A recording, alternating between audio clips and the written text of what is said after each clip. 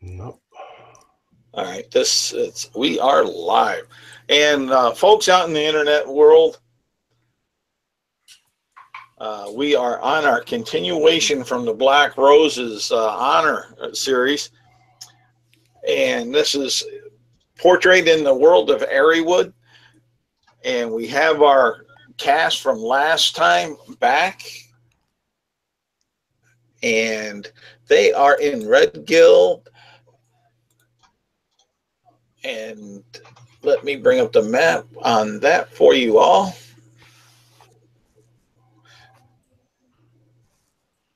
And boom, boom, boom. And they are moving towards the Rose and Dragon Tavern. They were going down the road in Red Gill. And let's see here. We'll get it. And I'll ping about where they are. And then I will turn it over to them because they were going to try to come up with a game plan on where to go to next. And they were coming down, we'll say, this street, I believe, when we left them last. So, gentlemen and ladies, have at it. Right. So the last thing, just to get back to what we saw, the last thing we saw was the dead bodies in the stuck in one of the buildings, right? That is correct. Yes. In that building, and I'll let me move over to it, and I'll ping it so our watchers, if we have any. But the bodies, the two bodies with the Black Roses tattooed on their forearms were missing. Correct. No one knows what happened to them. Right. And here's the salt house. Okay. Where the bodies were. We were guessing, or at least my character was guessing, that the town guard had taken those two bodies away for whatever reasons, investigation or something like that. Right. Right. And we were originally planning to show up and have one of us say, "Oh yeah, that's my brother," or something like that. I'm not sure that would be a good idea now. What if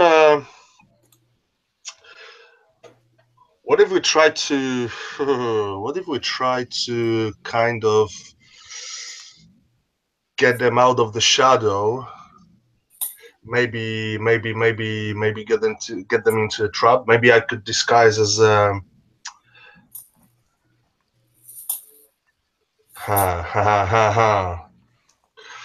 don't know if it's a good idea, but I could disguise maybe as another member of Black Roses, which I am, however.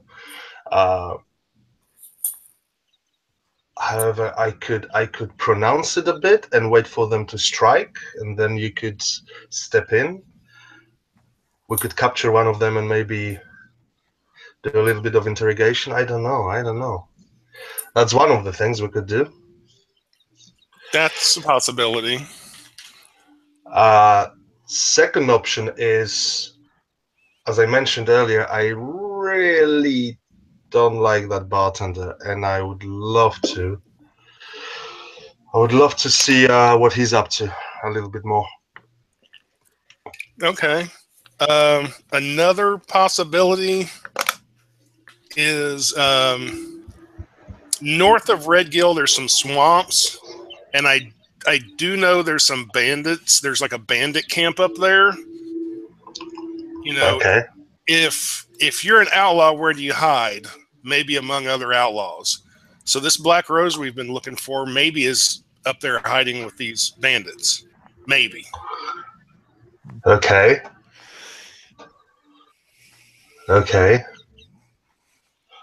Well, if you have some information that you think is more credible, then yeah, let's go for it. I mean, you've been with these guys for a little bit longer. I definitely Well, I don't know anything for sure. I'm just saying, you know, I know there's some bad folks up there. Maybe he would be hiding with them. I don't think they've got any connections to. The whole thing is that, and out of character, Charles, if you can correct me, but so what we also know is that these two individuals that we grabbed earlier on, they were supposed to meet someone in Rose and Dragon. Correct. Snog. Snog. Exactly. So this person is around. Who is Snug? If we could get on to the bottom of this, that would definitely help out. Oh, okay. How are you going to go about getting that information or additional information? Well, we could. Well, I don't. Did we already ask that bartender? I know you don't trust him, but I'm trying to remember if we asked him about. I asked him about Snog. He wasn't giving any information up. He was if you remember correctly, he gave very generalized information, and he was somewhat hesitant to give it because detailed. One would think because possibly he's afraid of him. I'll just look around. Is there a street urchin anywhere? Let me see here. Yeah, you'll notice a street urchin right up about here. Okay. I'll heading down towards the Rose and Dragon. Okay. Before we move further, however, I would suggest one more thing. How about we go to Rose and Dragon, start making a fuss about this Snug a little bit out loud. At least a couple of us, and the other couple observe if there's any movement and any individual that reacts to this and make a move to meet Snug. Okay. It's an idea. That's a possibility. I was just going to pay this street urchin maybe a few copper coins. I'm not saying we shouldn't do that. We should do that. If that doesn't work, okay, then maybe, trying to.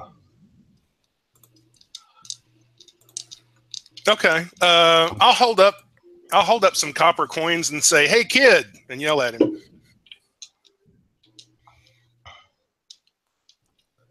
And his eyes get rather large. And you see him not run towards you, but he picks up his pace a little bit. Okay. When he gets close enough so that I don't have to yell, I'll say, "Hey, we got a question or two for you. We're looking for somebody. We're just wanting to talk with them. So you're not going to get in any trouble. Nothing like that's going to happen. But we don't know who this person is. I mean, we know their name, but we don't know who this person is. So I'm going to ask you, can you tell us what Snog looks like?" And he'll look at, you said 2 coppers that you have in your hand? Yeah, I'm holding up 2. I'll even go ahead and flip him 1. And he'll turn and say, "Oh, kind sir, it's so well of you to treat one of my stature so well." Let's see here. I got loud. As far as that's annoying. And he'll say he's a big man, and Okay. and such, and he's one not to cross. Is he human? And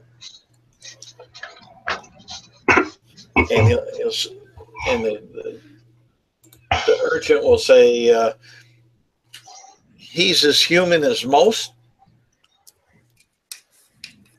Okay. Do you know where he is right now?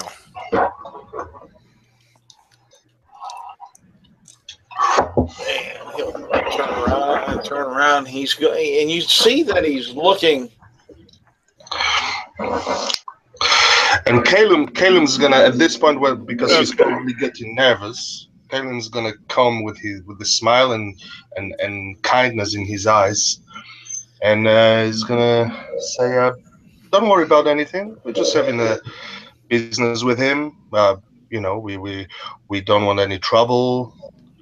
We don't want any trouble for you as well. I'm trying to persuade him that everything's gonna be okay."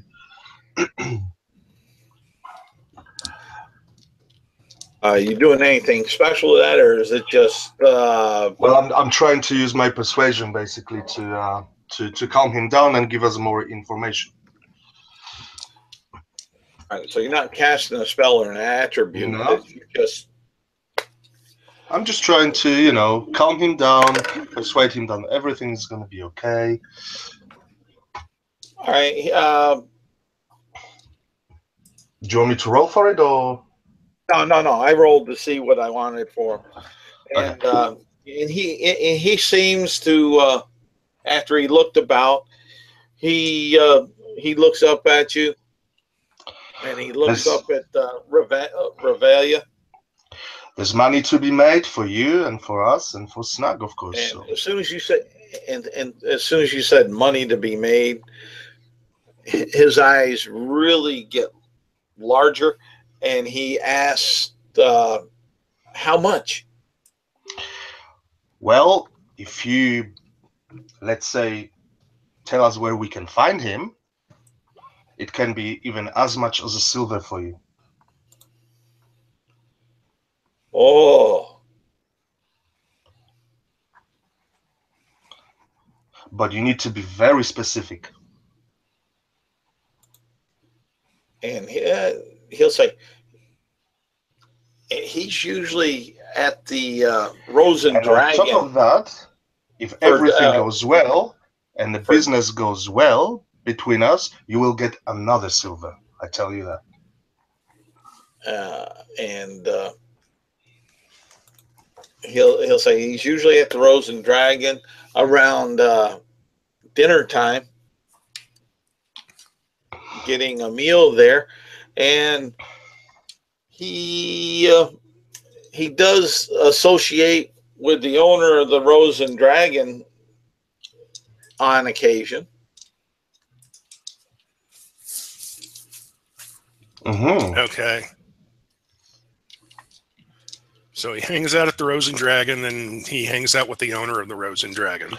And remind me, well, who's the owner of Rose and Dragon? Is it Fletch? Yep. Because I remember him coming up one time. Okay, that's good to know. Excellent. Tell me what he looks like. His facial features. Please describe him to me. And I take out that silver coin I was talking about. I don't hand it to him, but I tease him with it.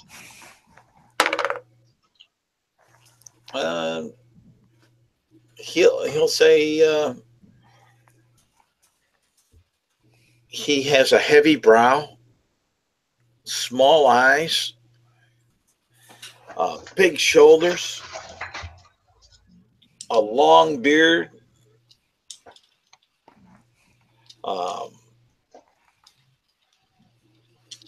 He's dressed. He dressed in some dark gray clothes most of the time, and such. And once in a while, if you look at him just right, you can almost think that there's a little something more to him than just being human. And I I look at this kid, trying to make sure he's saying the truth. I'm trying to see if it's not making it all up. I'm trying to roll insight. insight. Mm-hmm. 18. Okay. You feel he's gave you some misleading information. I come closer. My face is turning from very nice, very gentle to very nasty. And I show him that silver coin. And I say to him, "You think twice before lying to me." And I wait for his response to maybe give me the true information. Lie? Lie to you, good sir? Why would I lie to you? You show me a silver. I didn't lie.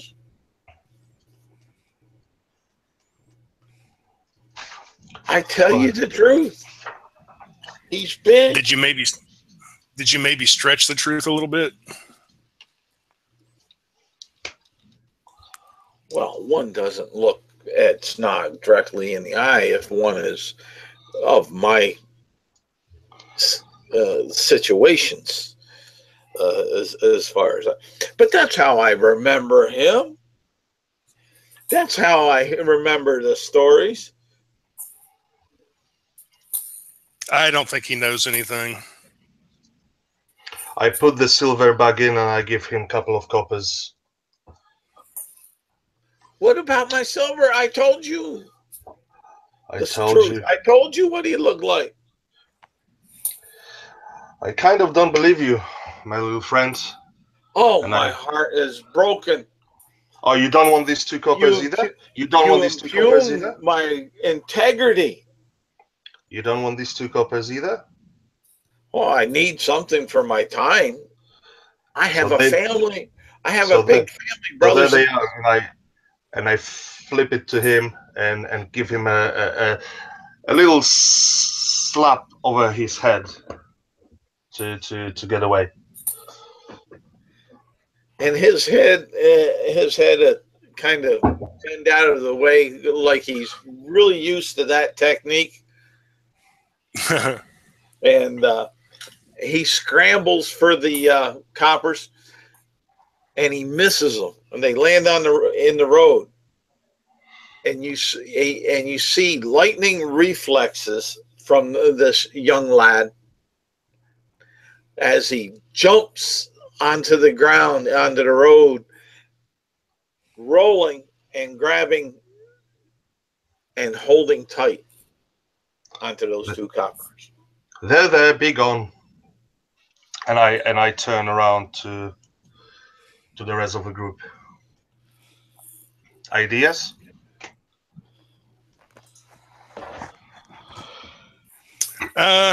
Yours of going back to the I guess yours are going back to the tavern and raising a bit of a fuss might work.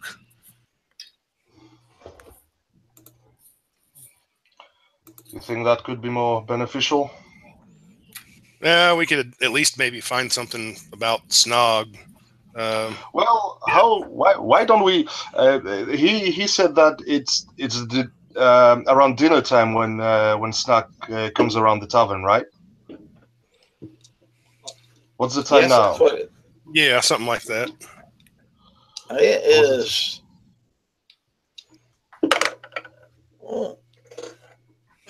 It's running about 5 o'clock in the afternoon. From all your running around. How about we just watch, observe, and see who walks around that tavern's owner and see who he hangs out with. Let's see if any of the description from this boy might lead to any of the individuals coming in there. Okay. Um, big guy, dark clothes. We could. Well, I'm not saying it was all accurate, because I don't think the kid was telling the whole truth, but some of it could be correct. And from observations, we can deduct some more information, and also making a fuss and speaking a bit louder about Snug might help out as well. Okay.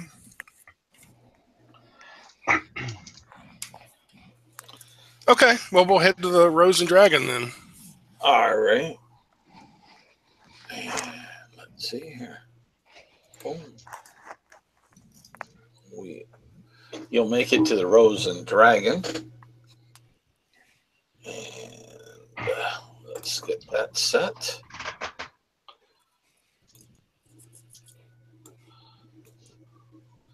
There we go. Ta-da! And I'm pretty sure everyone is a little bit hungry as well. And you see that the Rose and Dragon, as you get there, is rather busy compared to what it looked like before. Okay. All right, let's get this up. Is that bartender still there? The one that took care of the business? Oh yeah, he's there. He's serving up pints and shots. What does he look like? He's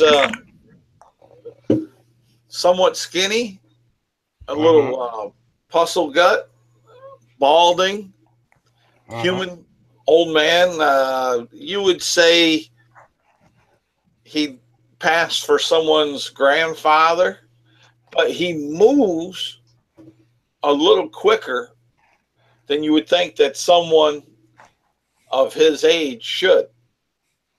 Okay. Well, when we go in the front door, I'll just go to the end of the bar and hold up some copper coins, wait for him to come over. Okay, and you'll see that there's two guys up at the bar. One looks to be like a gnome. The another one looks to be a half orc that looks more like an orc. Takes traits stronger that way. Big, built like a brick, and they're ordering the special grog. As far as that, and let's see here. You'll notice that let me get these tables over here.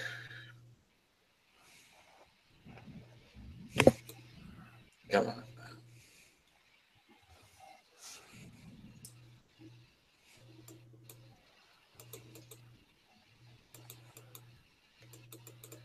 Oh, wrong direction.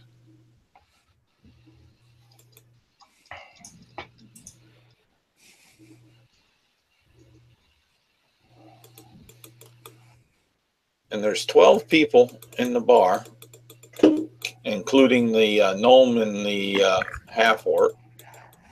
Come on here.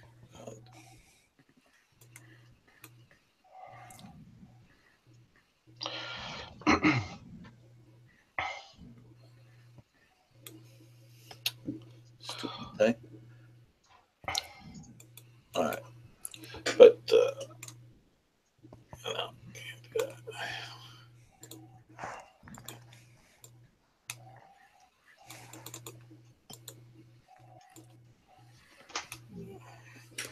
Anyways, we'll get going with this. It's slowing things down. This table here is completely full of 4 humans, and this table here has 3 humans, and this table right here. It has two of them there. And there seems to be two individuals back here. So that's what you see at the moment. I walk up to the bar. Okay. I And I go say- down right here. And I say to the bartender, "Give me your most awesomest Yale, good sir." I want a All strawberry right. banana daiquiri. And the old man will he'll snap his neck and look up at you, and he'll question, "What's a daiquiri? Never heard of such a thing." This Strawberries, banana, ice, and alcohol. sounds very fruity, madam. We don't Bananas? have This no pot? bananas, but I could mix the rest of it. I don't know if it meets your standard. That's a custom drink now. Okay. Strawberries, ice, and rum then. All right, and he'll mix that on up for you. I guess we'll have to come up with a name for this drink. Maybe we'll call it the strawberry snog. Shit. And he'll look at you, and when you say strawberry snog, call it, and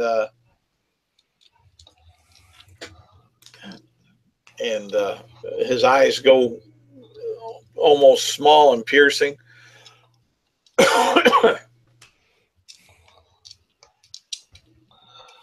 What? I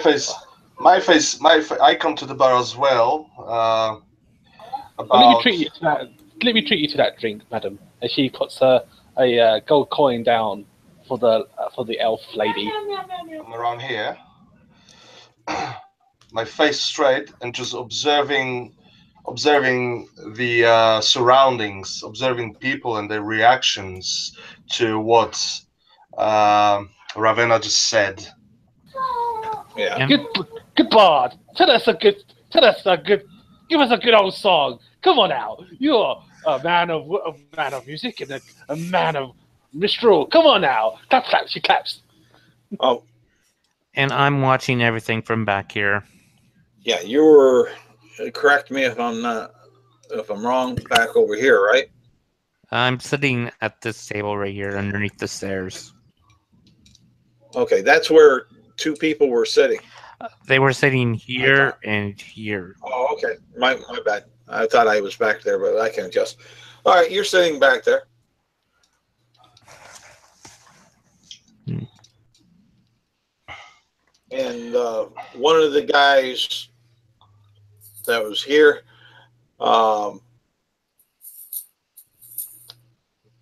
Caleb, you'll notice that he turns his head Come on, slightly bard. towards You're the gonna give us bar. a performance.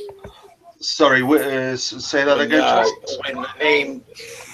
When the name Snog is mentioned, Yes. he slowly moves his head and ears towards the bar, trying not to be outwardly showing interest. And who's and where's this person? That person's right here. Okay. I'm trying to get Ellen's attention and just give him a little nod towards that guy, but probably he sees the same thing. I'm also observing the orc and halfling. Oh, sorry, gnome. On the other side of the bar. And while I do that, I also say to the bartender, "Is the owner is Fletch around?" And he'll say, "Yes, he is. He's sitting right down there, looking at you." Okay. I I make my way. There's just two of them sitting there, right? Yes. Okay. I make my way. I actually I give a nudge to Ravenna. If you want to dance, you should make it a good tango. Point out that to that table and start walking over there. Ravenna will pick up her strawberry drink and head towards the table. I shall pick up my ale and down it and slam it upon the bar, and then I pull out my little wall flute and I shall play a merry little tune. Well, I don't know how merry it is, but roll me a performance. Yay!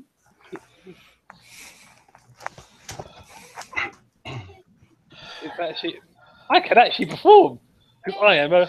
And you said there's two people sitting here, Fletch and that other person that moved their head. Okay. Yep. Okay. So I'm walking towards that table. Tell me when I get there. All right. As you get about here, you hear some flute music coming from up here. On top of that, the gentleman that's sitting here is looking at you and saying, "Is there something I can do for you? Your room a problem? No, I was just there wondering. A problem with a meal or something?" No, everything was splendid actually. I was just wondering if I could join you, gentlemen. I'm sitting here with a good friend of mine, and we're catching up with each other for what we've been apart for a day or so. Oh, and out of game. Sorry, just to make sure, I think I know this is the right thing. Fletch is the guy from Unnamed Adventurers Guild, right? Okay. I turn to Fletch and they're like, Fletch, isn't it? I'm Calum, and I smile and give my hand to him. We've got a friend in common. Charles, do you want me to play Fletch? Yeah, go ahead and play Fletch. Okay. He'll stand up, and you notice he's wearing a rapier and a whip. And he's not quite extending a hand yet. He'll be like, "Oh, really? Who's this friend?" You probably haven't seen him for a while now. Conan is his name. Conan Kovalikov. Conan. Oh yeah, I remember Conan. Okay. Oh yeah, I remember Conan. You're friends with Conan. Yes, I've heard you went through a few good adventures with him. Oh yeah, I've more or less retired from the adventuring life. I'm running a bar now. Amazing. So, what brings you here? Oh, just business. And I turn to the other person and who's the gentleman here, if I may ask? I don't know. Who is it, Charles? It would be Snod. Oh, okay. I'll be like, this is a buddy of mine. We're friends from way back. Okay, let's put it this way. Me as myself, I guessed it's Snug, but as a character, would I figure it out by now?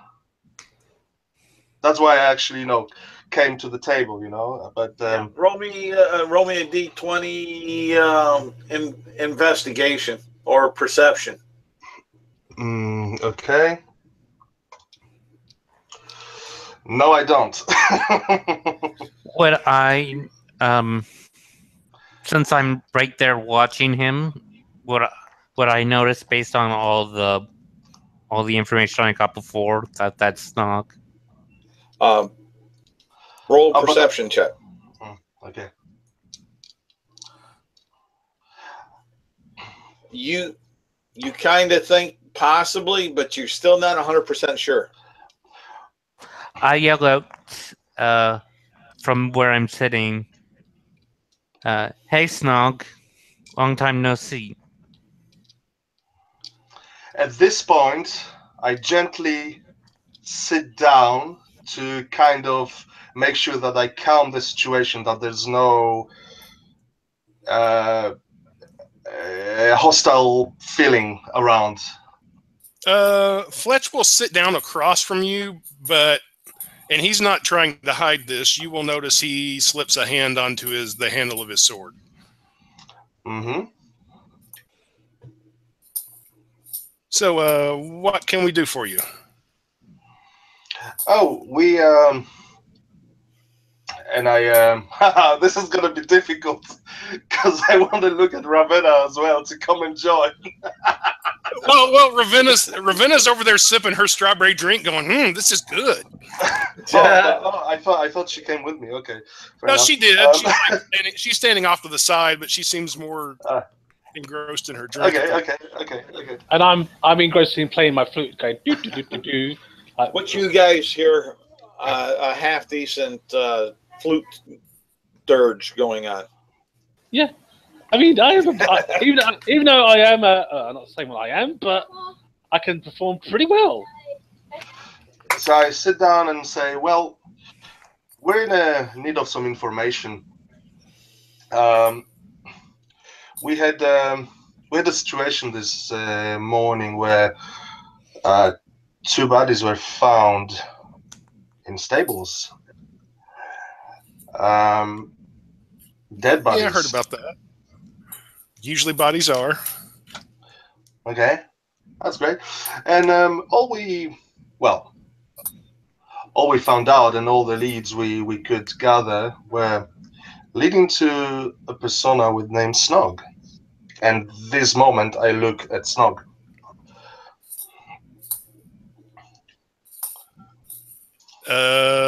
Snog's like, I was out of town and just got here. So you broke there. I didn't hear what you said. Snog's like, I was out of town and just got here this morning.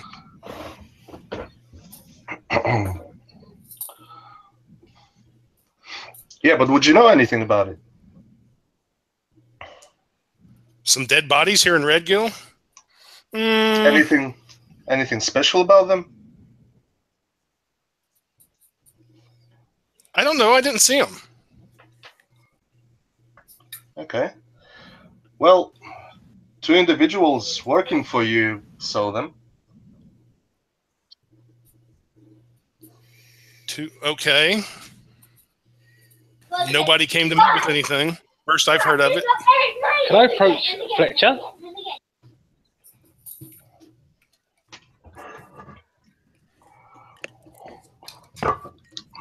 Hey, baby.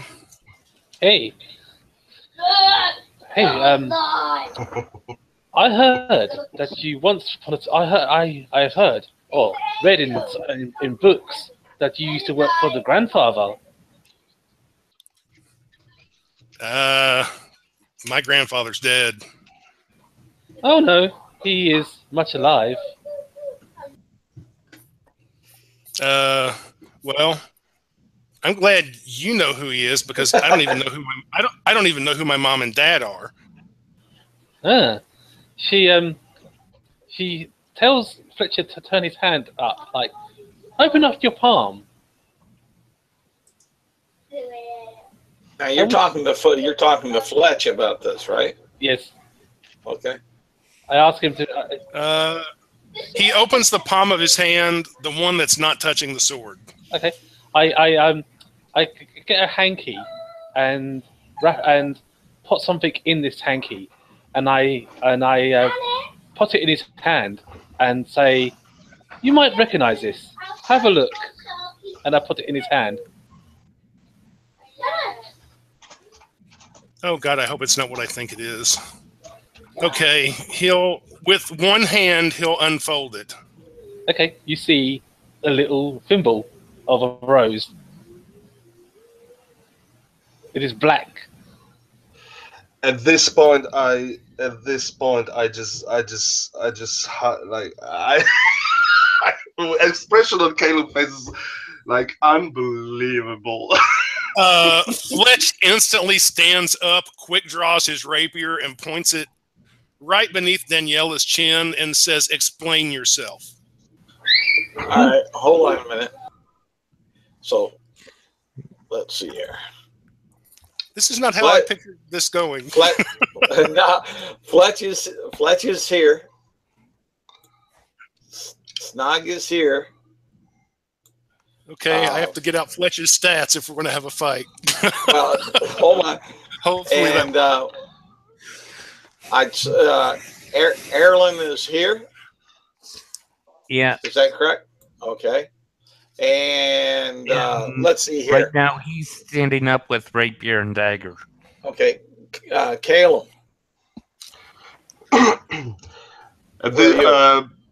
Well, I was sitting across Fletch, so Fletch. Okay, so you're right here. Yeah. And then Ravelia, where are you? I thought she was right here. Ravelia was like very close. Okay. Yeah. And then that would put David right here. Yeah, I guess I'm sort of standing next to Fletch. And I put my hands up, in a non-threatening way, and I say, "There's no need to be hostile, good sir. We can talk like civil people." Yeah, and Fletch is like, "Yeah, you just showed me a symbol of someone who almost killed me one time." All the player characters, give me a perception roll, and you need to beat 20. I got 20. Hold on, let me see. What's... Nope.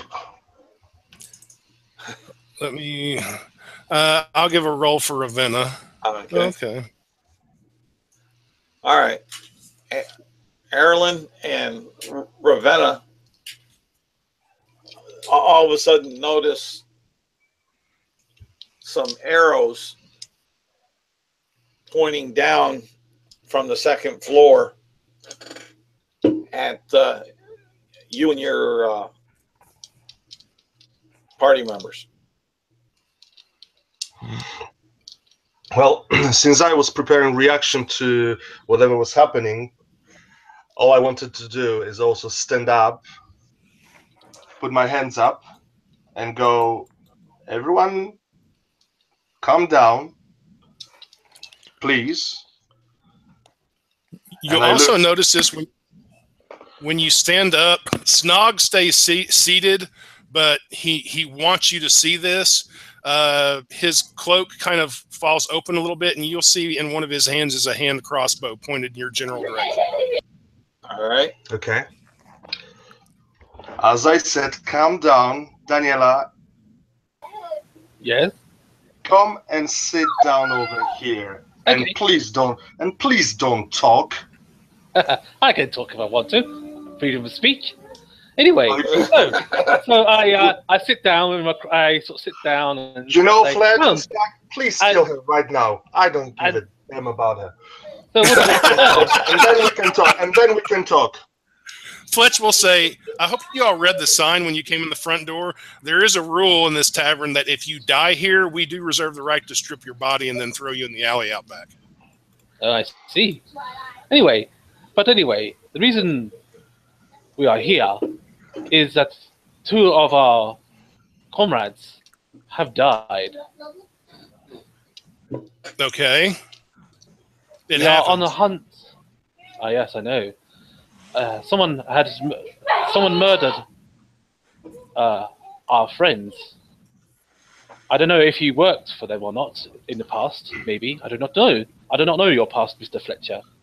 But all I know is that we are here on a duty to seek out a murderous scumbag who can transform into any person or any being. They And weren't. They weren't my friends. I didn't know them. And is on a sort of like murderous path to dishonor the Rose, as you saw. Okay. We don't have anything to do with Black Rose, other than, you know, he's tried to kill us a few times in the past. We've tried to kill him a few times in the past. That kind of thing. We have no connections with him. There was somebody here a couple of months ago who I thought might have been Black Rose, so I threw them out. I don't know for sure if it was them or not. Kind of hard to tell when they can change what they look like. Very true. I'm sorry to upset you or cause a commotion amongst your bar. Yeah, there's nothing for you here, so I'm thinking it might be a good idea if you guys leave. Very well, Mr. Fletcher. I wish to say thank you for your cooperation and your hospitality at your lovely inn. You have a nice and pleasant day. And with that, Daniela gets up, bows respectfully to the man in arms, and leaves without, quietly. All right, we'll hold that there. What's the rest of you doing? Okay. Out of character, because I'm a bit confused right now with the story, obviously, because I'm All not. right. So are we a part of Black Rose's organization in Hunt for a Black Rose?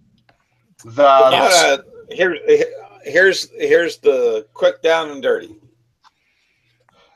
I just need one information. The person that Fletch was talking about that almost killed him or something like that, is that the person we're hunting for? Yes.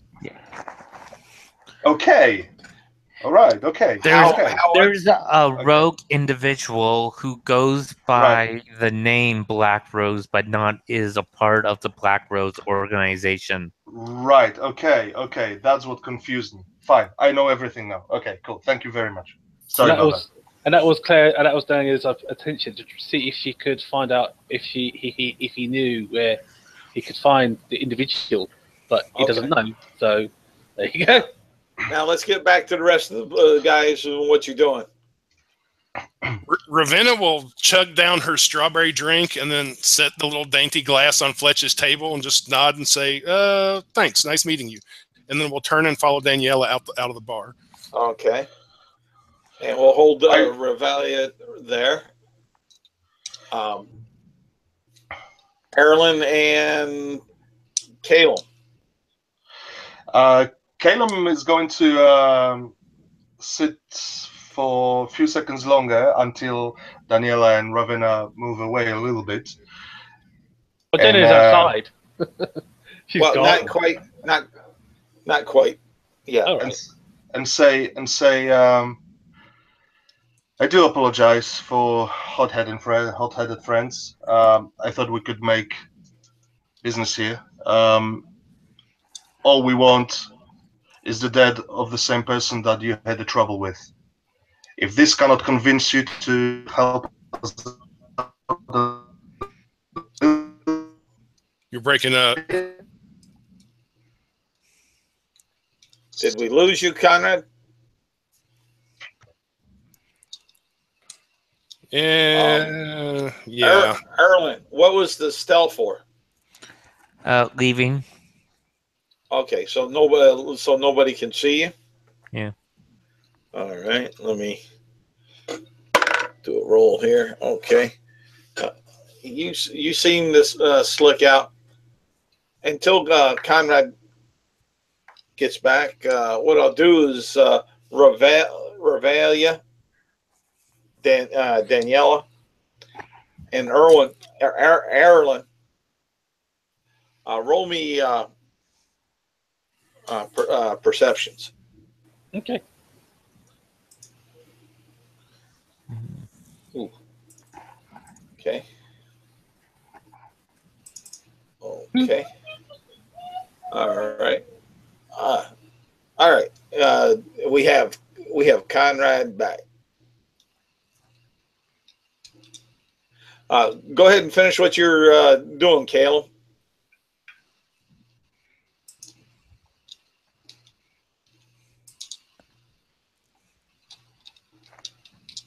Okay, he's typing it out. Yeah. Or maybe.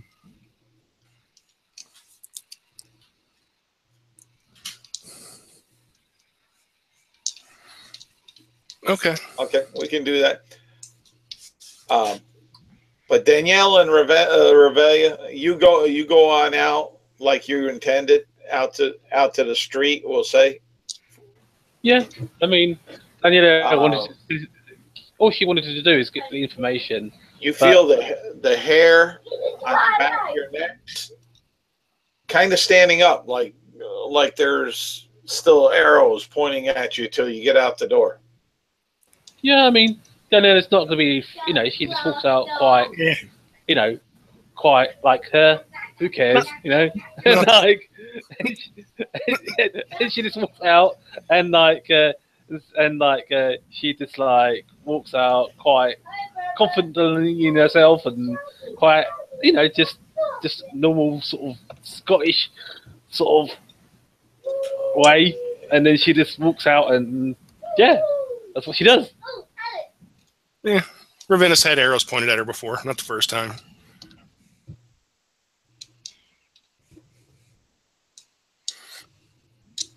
She'll walk outside, and when they get outside, she'll look at Danielle and say, I think we got to tuck them. Say that again? I think we could have tucked them. Maybe so.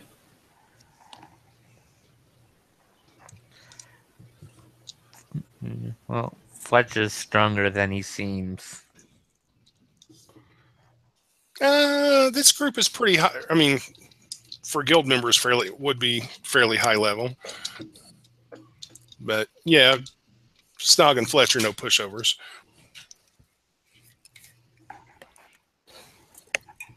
I mean, it kind of depends on who was behind those arrows up above. Very true. There could be for elves, who knows? Or orcs, or halflings, who knows?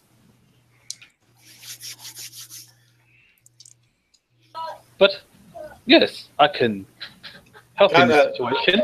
Conrad, roll me a perception roll if you can. I know you're having some difficulties.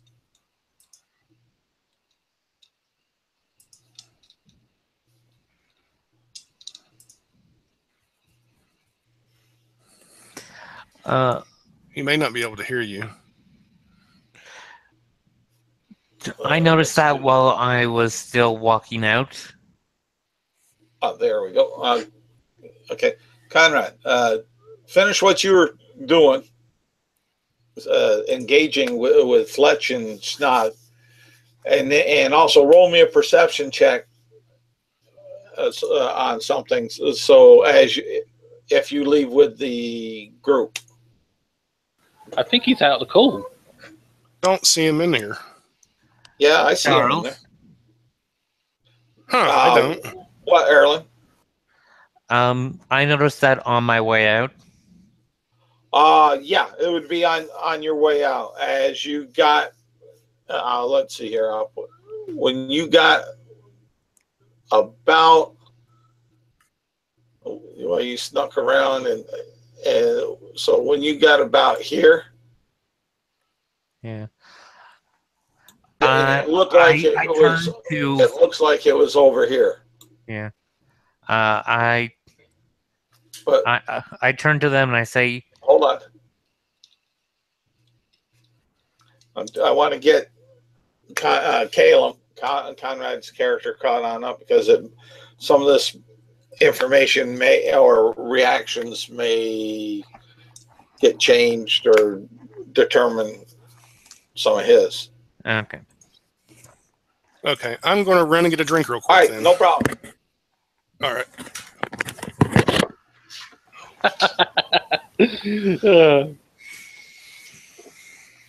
Well, I just wanted to do something because it was like, I do like this whisper mode on row 20. I will say that. Mm.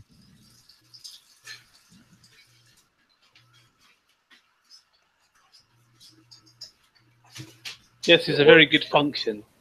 It works pretty good. Yes. You could also give people their own individual stuff as well, which is really awesome. Say what? Yeah. Yeah, Yes. No, I didn't hear you. Oh, I said you can give people their own individual things as well. Yeah, I like having the character sheets so I can just click the hypertext buttons on it and it'll automatically roll. I don't have to type in Okay. slash roll, all that. I can just hit the words and it will automatically roll. I had to make macros. Yeah. I did see Conrad in there. All right, I'm back. Conrad hasn't. We'll go on, and when Conrad gets back, we'll get Oh, it. he's back. There he is. Yeah, I'll grab a drink. I've got no idea what happened. My both computers just won't reconnect to Hangouts. I have to do it from my phone. All right. That's all. Conrad, just finish up with what you were started with the conversation with Fletch and Snog. A perception roll. Hold on, I had to restart. Oh, for fuck's sake, my computer is completely. Feel you. That was me last time. Oh, god damn it. Hold on, I have to reopen everything, so you give me 2 seconds. Sorry about that, guys. It happens. It happens. Okay, so I've got no internet. That's brilliant. That's great. Fucking hell. Awesome. So, I just wanted to, finishing the conversation. So I said to Fletch, sorry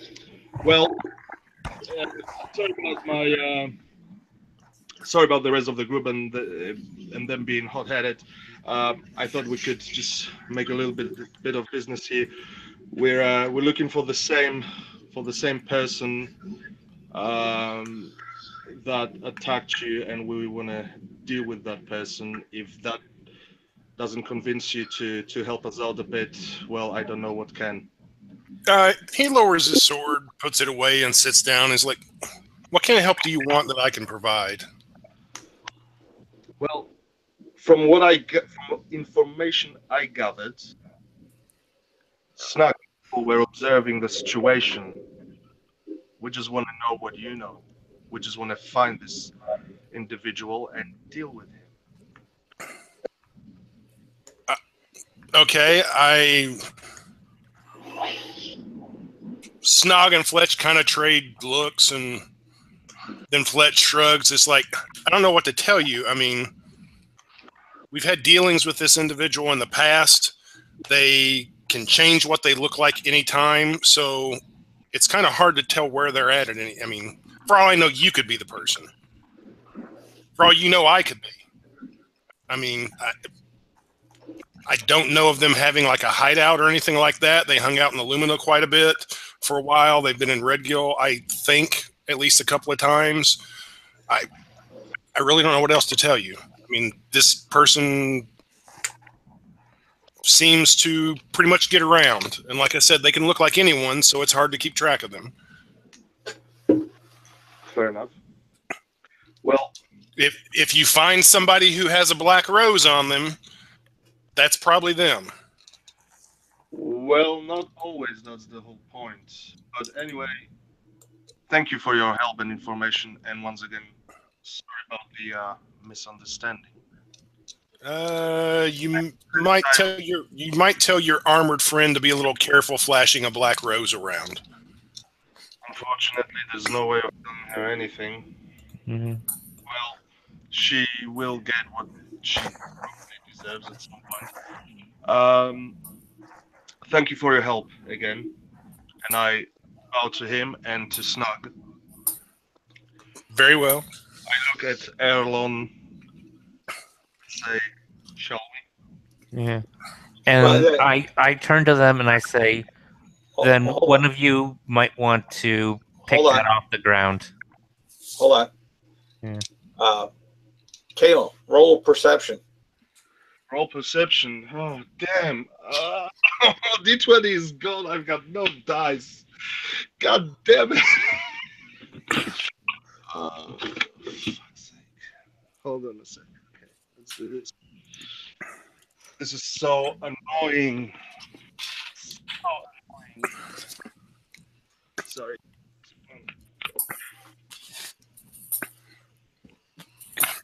I can roll it for you, or one of the other guys can, whatever you want. No, I got the dice roller here. Actually, I have a whole roll 20 on the bloody thing. Perception plus 5 to 20. 21. All right. As you get up and start leaving, about the time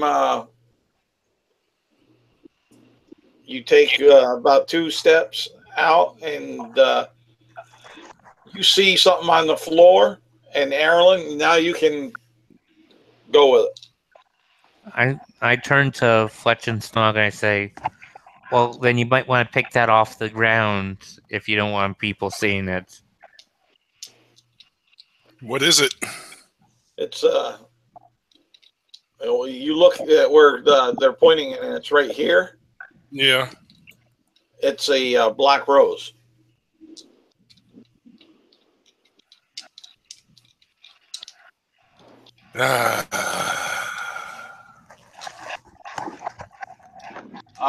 Caleb is confused.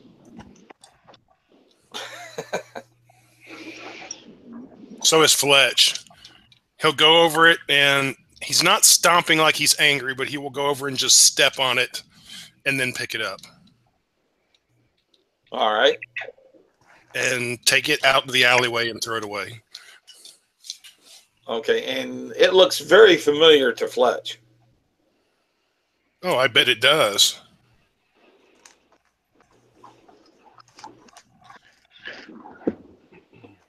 Oh. And where you stepped on it for the black petals and such, you'll notice a little gleam of white that's behind the black petal. Yeah.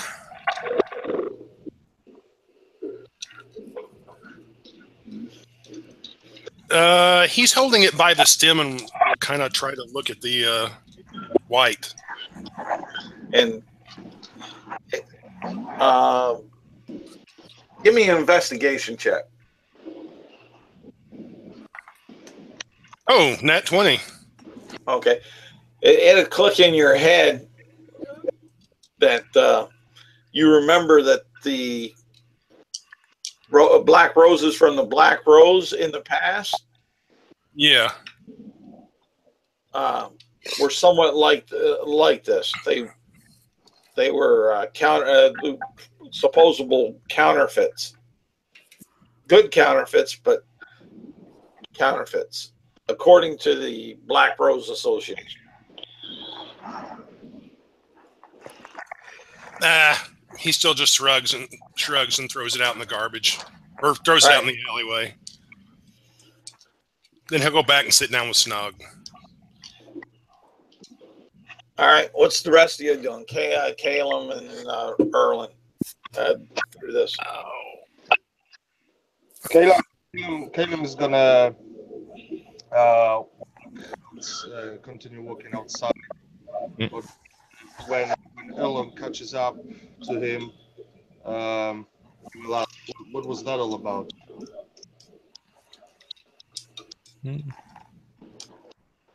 Meaning, what were you trying to achieve?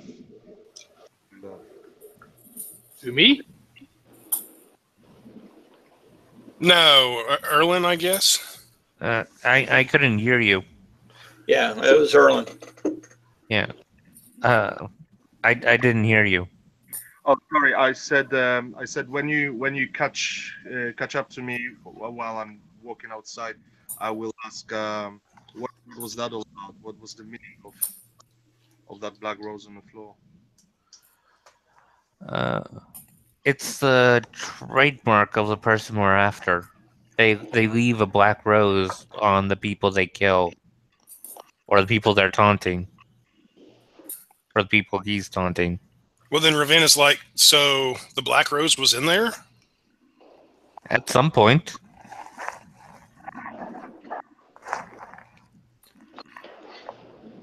So we just don't know.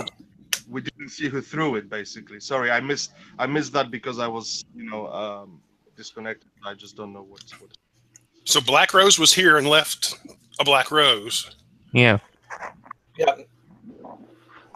Nobody threw it. You didn't see anybody throw it. You just saw it on the floor right there. So does that mean we should go back inside and lock the doors and kill everybody in the bar? I mean, that would apparently get Black Rose if we did that. Well, it could have been there for a while.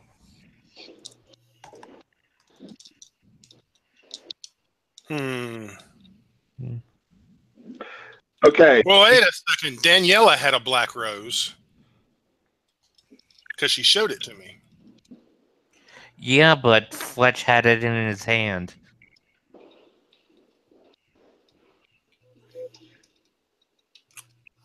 Ooh, so you think Fletch is Black Rose? No, Danielle put it in his hand. It was he didn't throw it on the ground. Oh, okay. Oh, there was another one. Yeah. So all we know is Black Rose is in Red Gill. We should hang around Fletch, maybe. Either himself or Sag or us will be attacked. Who and when? Or maybe Grot is the Black Rose. Who? Snog? Yes, Snog. It is a possibility. Don't forget, it is a changeling. A changeling can morph their body to anything they wish or desire. It is a very nasty little trick. Your character doesn't know that it's a changeling. Yes, it does. She does. I don't recall. She asked the elder. She asked the grandfather. I don't think he said changeling, just that it could change the forms. Yeah. You can do that with disguise self. Yeah, there are certain magics. Yes, but yes, it could be a changeling or someone with very, very good at painting themselves up. But I believe it's a changeling. There's multiple possibilities. It's somebody who can look like anything. Yeah. Well, it makes me think that the Black Rose is in there right now. Exactly.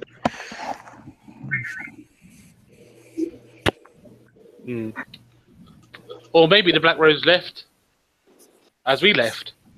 Did anybody? Did we notice anybody leave while we were in there? Give me perception checks.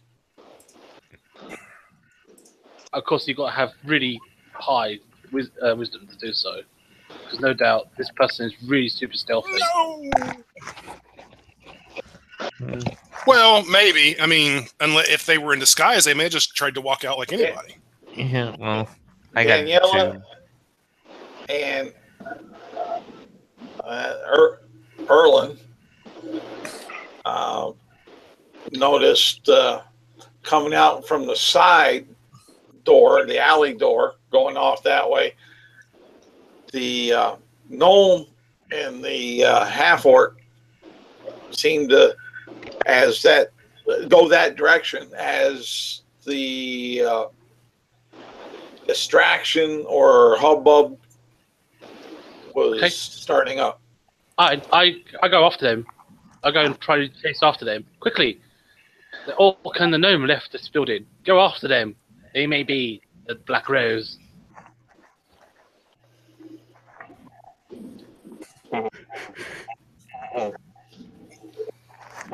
Wait a second. We don't want to. Oh, Danny's already gone. Why don't She's we- like grabs a horse and she starts to like, yeah.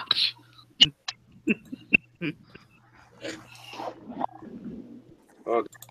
I'll be disconnected for 5 seconds. I'm coming back in 1 moment. Okay. All right. Ravenna's just going to shake her head and walk after the horse.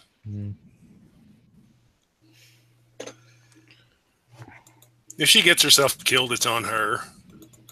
Oh, okay.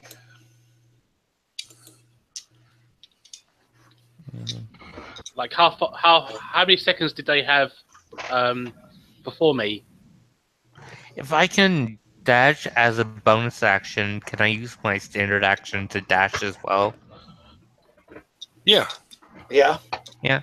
Okay, so I'm moving 3 times speed, so that's 100. That's 105 feet. Okay. Well, Caleb is running after them, though he doesn't like plans that aren't plans. Oh, if everybody's running, Ravenna will start running. Yeah. I mean, I'm on my horse, so my horse moves faster. Horses move. Actually, 50 feet your horses have around. problems because What way? these aren't just open streets. This is a Fine. village. Oh, fine. I And, get off. I get off and run then. Because The horse disappears. because you got to go. You got to go in between carts. People coming from the bazaar, shutting down. And we don't even know Fine. where we're So- going. Fine. She gets off her horse then, and then Okay. the horse disappears, and then she starts to scout for the gnome and the orc. Yeah. Can anyone track? Okay. Can anyone track their movements, their steps? No, we would have, but the horse rode over them.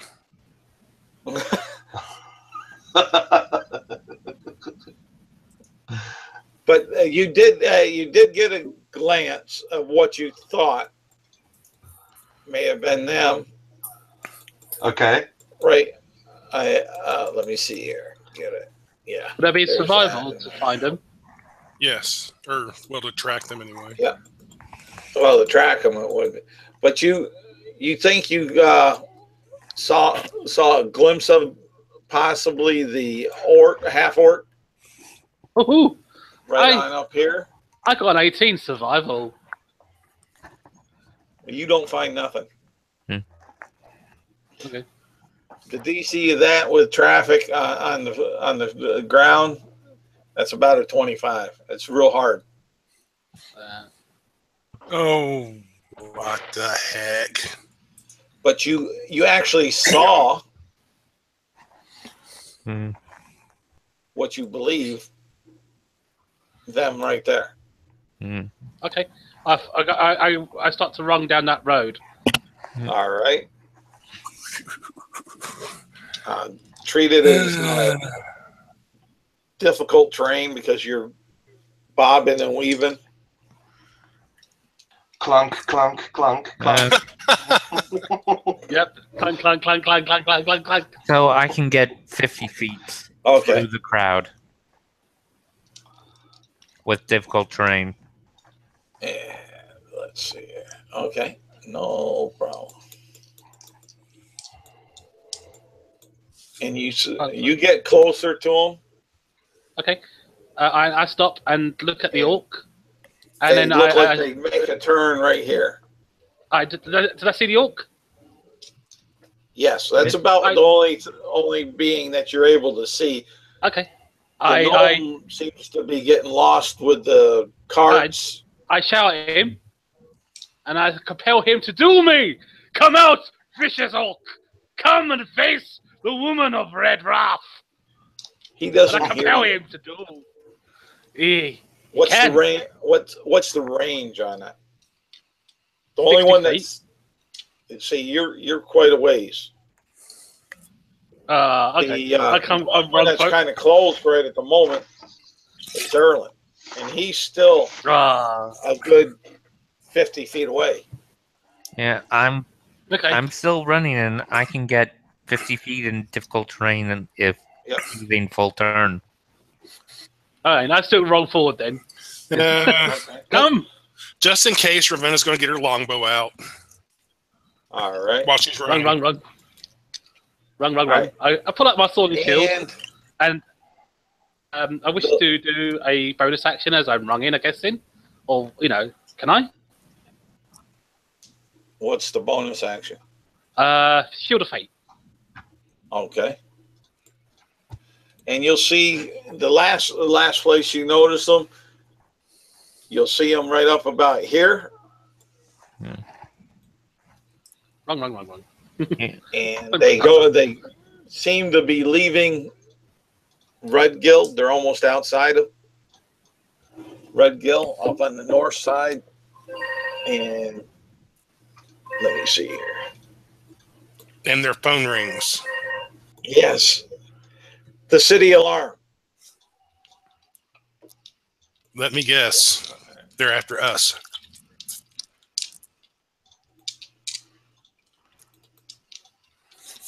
Whoa. Like, since I'm in the back running, well, I'm with you, basically. Okay, I'm going to go over to Caleb and say, these guys are going north. There's nothing north of Swamp. These may be some of those bandits I was talking about. It could be. Yeah, and right up out of the city, up about there. Let me see. Can I get that? How fast does a gnome move? They move about 25 feet, don't they? Yeah. Yeah. A standard gnome does.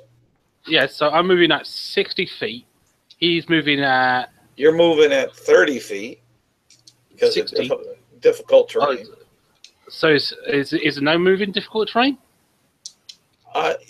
You haven't noticed the gnome. The only one that you've been noticing has been the half-orc. Is he struggling with difficult terrain as well? He doesn't seem to be.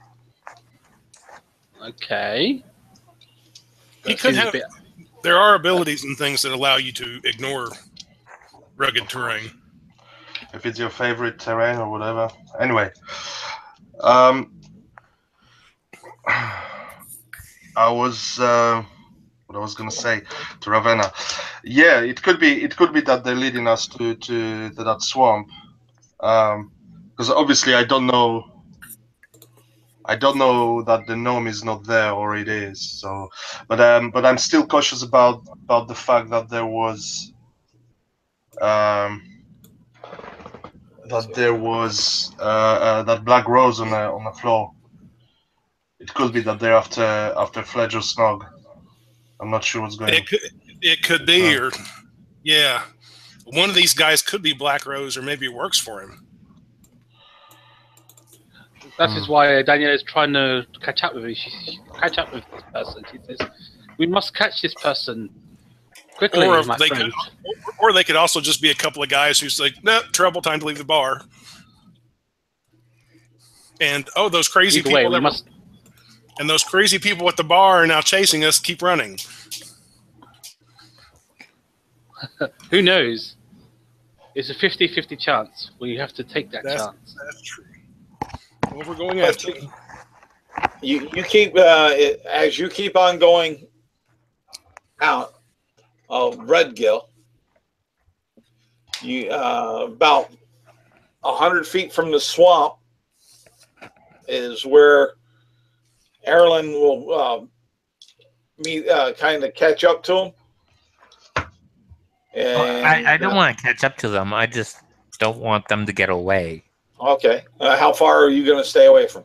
I'm going to say 30 feet. And 30 feet? Oh, okay. The half-orc will stop and the gnome will stop because they have you're that close. And we'll go for initiative.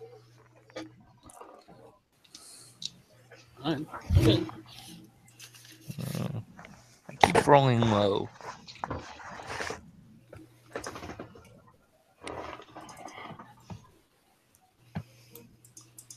Alright. Ooh, a 20. That's the first for a paladin. Initiative. Right. Inish. Okay. +4. Ba-dum, ba-dum, ba-dum. Ooh. Okay. I'm a bit behind. Fine. Let's see here. Okay. Is 14 is Ravanna and Erlen. So whoever has the best decks, or however you guys want to do it. I have a 20 dex, so. All right, and we have and Caleb.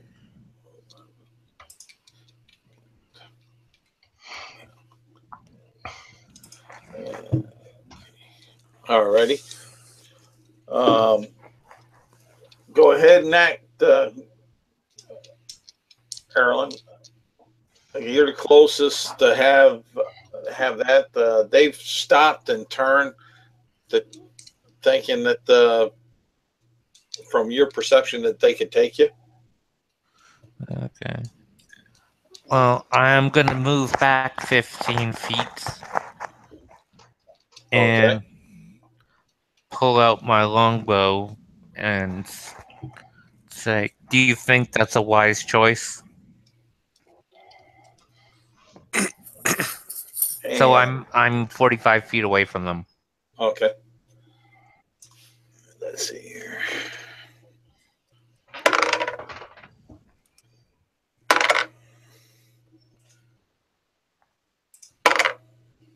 All right. That's 6. A 21 and a 19. Does that hit you? Okay. From the gnome comes these purple bolts from his hands. Oh gosh! Don't let this be Pinkus. Out towards you and hitting you for. If this is Pinkus, we're all screwed.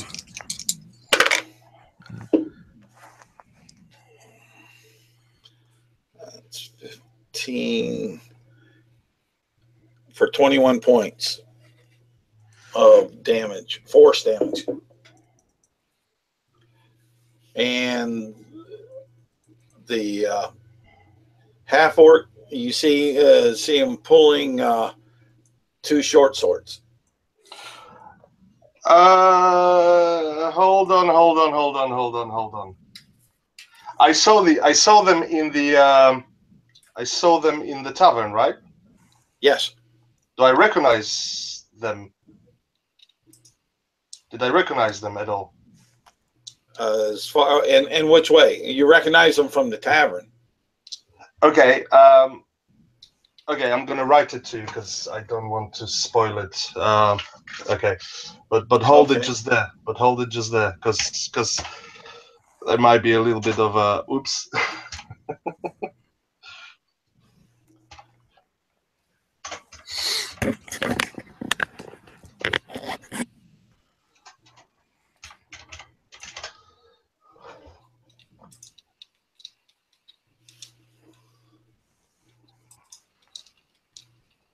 All right. I'll do it this way quick. That doesn't give nothing away. And that was to Conrad. Explained. Okay, cool. Because basically, if it was, I would know. That's why I'm asking. Yeah. And I got another question I got to answer here.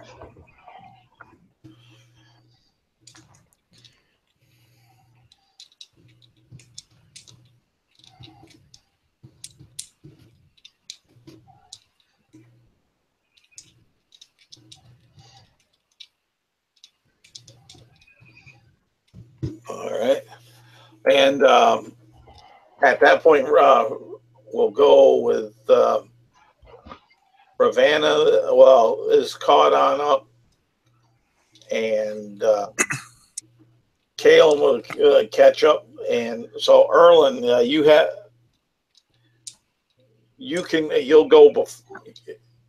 you'll go before Calum, and Calum will go after either you or Ravanna. And next round, Daniela will be there at the top of the order. Okay.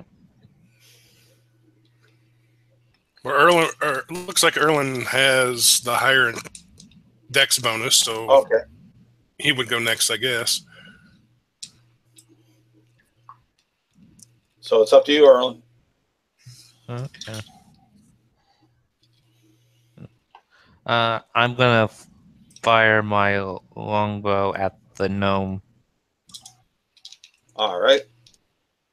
16 hit. No. It seems to bounce off of something. And I'm gonna use my bonus action to disengage. Okay.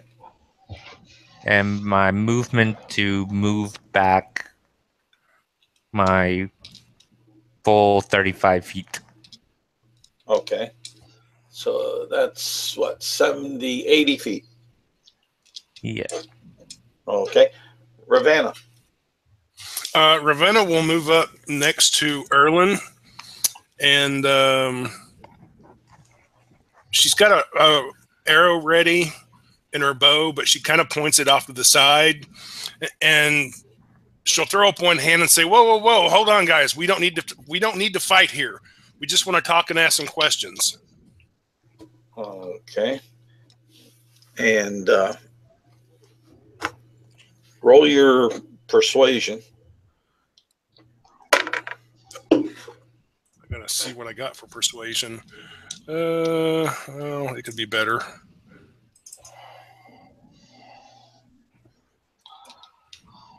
Oh, okay. That's pretty good. Yeah, as good as I can get.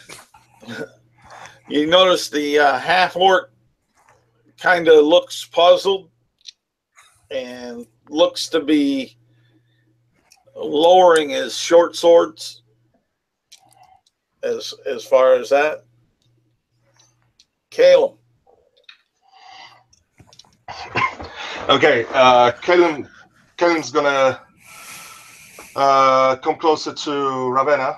Well, standing somewhere where he can see these two individuals, and he's gonna take out the crossbow, but without pointing at anyone, not as a hostile look, but he's gonna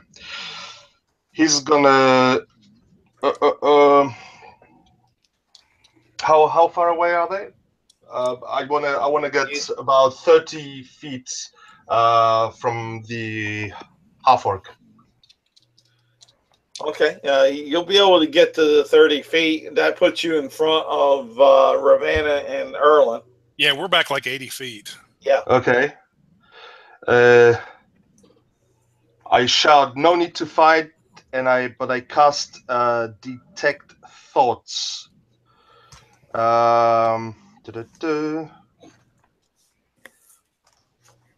And I want to read the thoughts of the half-orc. Okay, what's the DC? DC is 15. Okay, and what you read from the half-orc is, "Oh shit! She hires us, and she's trying to kill us." And I'm trying to get more out of that. You know, who is she? It's you know, at the moment, that's the prevailing thought that's rushing over this half-orc's mind. Is the gnome within those 30 feet as well? Yes. He needs to do that save as well because I can. Yeah. You don't seem to be able to get through. Okay. You don't. It's kind of like white noise. Okay.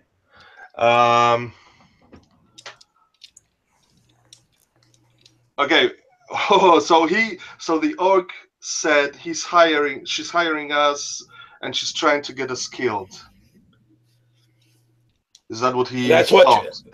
That's what you read from the half orc's thought. Okay, and that's it. There's no other thoughts. There's no name. When he thinks, the name, maybe maybe some. I don't know. At this juncture, no. I mean, it's like a dam that just broke.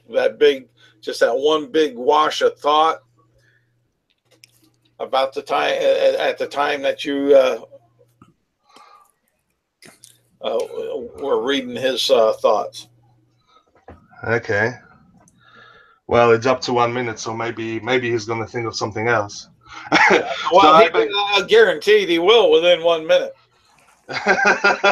So I'm shouting. I'm still like I don't want to back up too much, but I don't want to come any closer. I was like, seriously, we don't want to fight. We just want to ask some questions. That's all. Look, I'm not even shooting. Please stop. And I'm trying to persuade them with that. And that's it. That's all I do. Yeah, it's their turn now. Yeah. And the gnome says, "We have stopped." Why? And the half orc is saying, "Why are you trying to kill us, you she devil?" Well, we didn't shoot first. It was you shooting first. And well, hold on to that thought. Okay. Oh, sorry. I thought. Okay, I thought you finished. That's what they said there, to response to you saying stop. Daniela gets up, and she said, "Now this starts the top of the order." What are you doing, Danielle? Okay, so around the corner, you see Daniela grab her red handle from her sword, red handle on her sword, pulls it out, and like you see Greek sort of writing. I don't know if you can see it, but a glimmer of light comes from my sword and catches the moonlight and like sparkles down the alleyway, and like she says, "Greater Ares, hear my roar. Hear my roar of war and conflict." Ah! She calls upon her god. How close are you? I'm guessing I just come around the corner I'm guessing like you're outside the city. Yeah, in other words, I just come around the corner. I just come around out. I just come out the city, and I guess I see that everyone's standing there, but I don't know what's going on. And I just like pull out my sword, and I'm walking, and taking the dodge action, and also. Well, what I'm saying is, yes, Ravania and Erlin are 80 feet. Yes, so I guess is 30 feet. I guess I'll probably be about. Where are you going to be? I guess in about 70 feet behind, because I'm in armor. So I guess I'm the last one to show up, but I'm sort of like there. And I pulled my sword and take the dodge action, and I call upon Ares, the god of war. Pull up my sword and say, "Great Ares, bless me in this great battle," like that. As I pull out my sword. Okay. All right. Erlen. I put the bow. I lower the bow, and out of my belt pouch, I take a vial and take out a vial and I drink it. That's my turn. Okay. And Rebellion.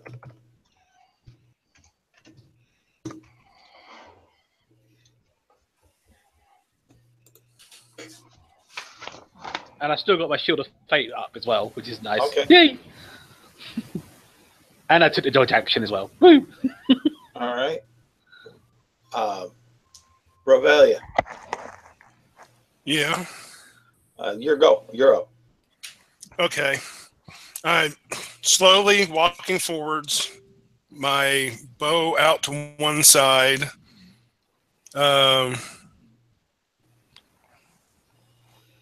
I'm saying, look, guys, we're just looking for somebody. We thought you might know where they are. I'm taking a guess that since you're heading north, you're some of the folks that live in the swamps up here. Maybe you've seen somebody up there who looks like or is the person we're looking for.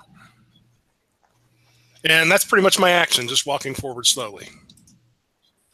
Okay, and Kale. Well, I'm trying still to get some more out of this orc, half orc. Oh, and you're getting tons now. Okay. She's trying to kill us. You still get that as a prominent thing. And her steely shell. She's trying to kill us. And in his mind, David, does Daniela have red hair? Yes, she has striking red, long hair, like a true Celtic woman. And this... but she is about 70 feet away.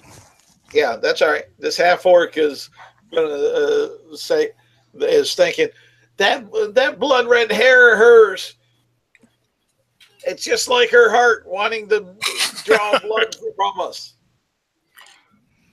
And that's what you get from the half-orc. And you're starting to pick up some thoughts from the gnome. The haze is going on down, and almost like he's lowering his guard, and he'll say, "That vicious bitch." Stop there before you say anything. Because that's not. I would have to swap my detect thoughts onto him. So stop. Just sorry. Just Okay. stop. I'll be honest here. So basically, what I know is that some female hired them. Some scaly. Sorry, not scaly. Scaly red-haired. Red hair hired them and now wants to kill them. That's what you're getting from the thoughts that were sent. From those thoughts, do I understand that it was Daniela? You could think that it was that. I mean, I would know the actual visual thought if it was Daniela that hired them and now wants to kill them. If I'm reading the thoughts. That's the last group of thoughts. That's exactly that she wants to kill them. And hired them. Red hair, scaly metal body. And hired them. Well, that you didn't that's what you... on this one. You had that on the first.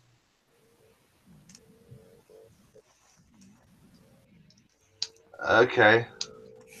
But I would understand if it was about the same person from reading their thoughts, right? Well, or no, you're reading the thoughts as they're coming across, and the way that they can come across is looking like that's a strong possibility. okay. Well, I just ask her, the orc. Did she hire you? And point at Daniela. Let's see here.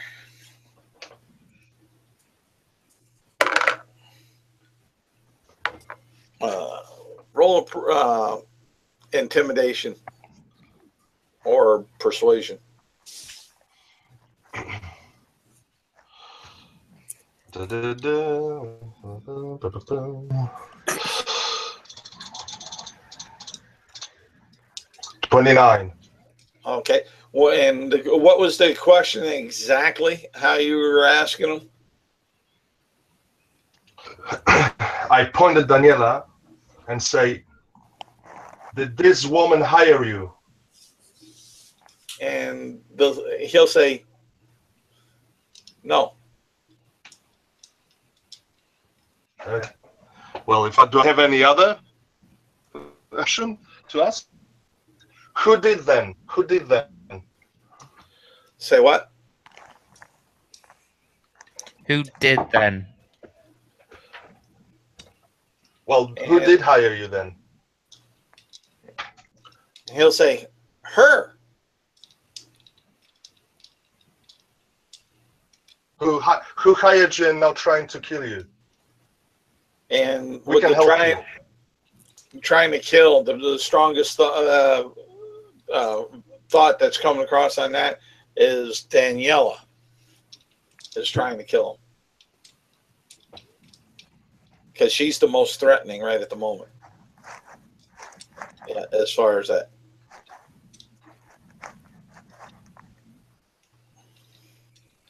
And we'll go from there, we'll go over to them. And no one will ask, guys, what information you want? What do you think we know? And the half orc will say, "You have money for this information? Information is not cheap around here." If it's good information. This is so annoying. Sorry, I've lost connection again. Oh, and it's oh shit. And it's in these most vital moments. So annoying. It happens. Sorry. So did you get what I said about all these questions about who hired you and now tries to kill you? Yeah, and you did you hear? No, I didn't. After that, I didn't hear anything. And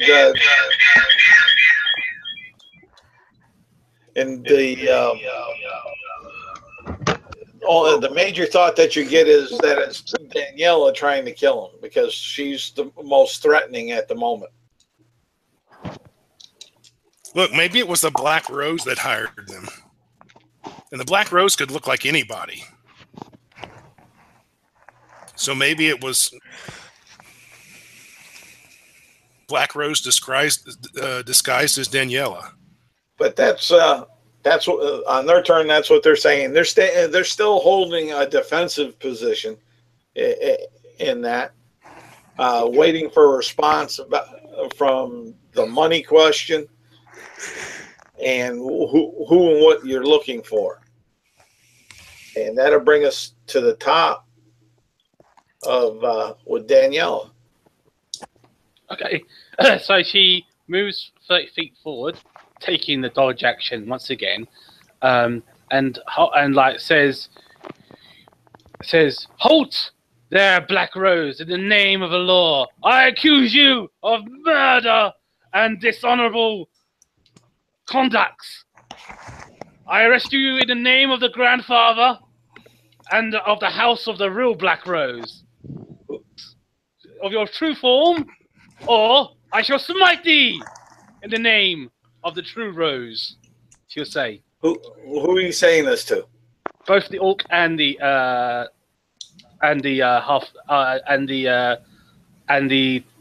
little man.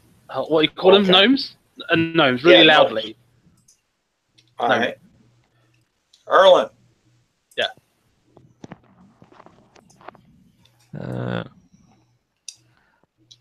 I don't do anything. You ready in action, or just not doing? Just not doing anything. Okay. Revalia. She's going to turn around with her bow and face Daniela and just say, "Would you shut the hell up while we're talking here?" Well, Daniela is in front of you. Okay, well, I'll walk around next to her and say, would you shut the hell up while we're talking here? Then she'll look back at the orc and the gnome and say, look, we're looking for an assassin who goes by the name of Black Rose. And we're thinking it's possible this individual hides out with you guys or lives with you guys up in the swamps. So we're wondering if you know anything, or maybe some of the people you live with know something. Has there been a newcomer or somebody strange or anything like that that's, you know, moved into your camp or anything?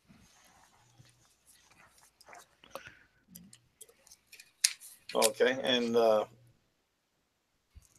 you'll see the looks of ponderment upon their face, and like that, and or maybe you can take us to your camp and we can question some of the other people there and see if they know anything. And the orc will look back and down at the gnome, questioningly. Should we? And the gnome will kind of shake his head. And from there, we'll go over to Caleb. Well, I would stand by Ravenna. One sec. Ready a reaction. What's your ready action? Oh, I'm just ready in action. Okay. What's going to be the trigger? I can't tell you now. I need to know. I will. Okay, I will write it to you. Okay. And basically come over to them and kind of help out Ravenna. So what you say? I mean, you know, seems like we're both looking for the same person. Why don't we join forces and get it done? All right, we'll go over to our OG and they'll look at each other, and the gnome will say, "Okay, we know a couple people that might be able to answer some of these questions. It's up at our camp here,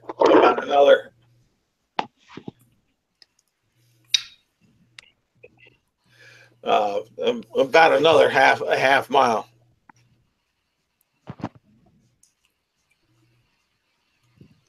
Away.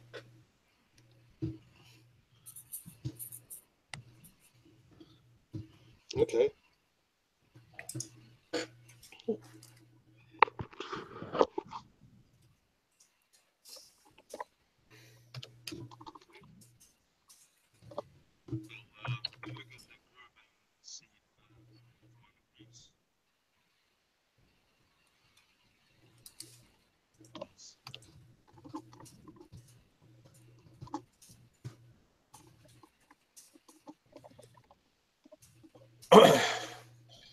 So you guys lowering your weapons, or Yeah. what are you doing?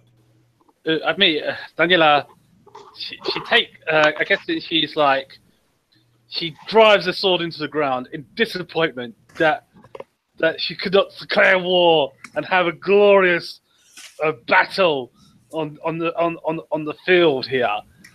She says, "Ares has cursed me today. My God has abandoned me. Damn him." She says, "I need a good stiff beer after Just this." calm your ass. There's gonna be a lot of it where we're going, probably. She was really horny for battle. Why don't you hold it for the right moment, okay? Okay. Damn! She shakes her fist at. I gotta take a 5-minute break. All right. She shakes her fist. She shakes her fist at the heavens. Cut you, Ares. I'm telling you, this is going to be a bad news. Oh my days. I'm just playing my character. Hey, I'm not saying you don't. I'm enjoying this. I'm just laughing at the whole situation. I'm going for it as well, actually.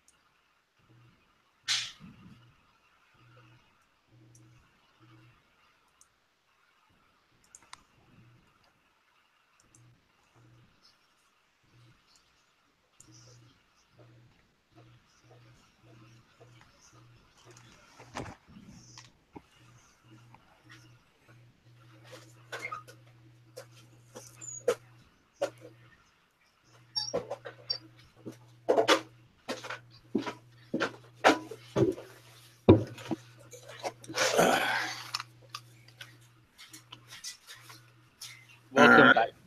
I'm back. Yeah. We have everybody still? I don't know. Okay. Yeah. Oh, yeah. I'm here. But yeah, yes. But yes, she'll shake her fist at the heavens and curse on God. Damn you, Hades! No, Ares. Ares, the god of war. That's it. Damn you, Ares, the god of war. You make this woman very upset. All right. As you're cursing your god, Well, I'm not cussing. I'm just like very angry. I was hoping for battle. well, you said, Ares. damn you, Ares. Yeah, damn you, Ares is Ares. busy. Ares is busy. Yeah.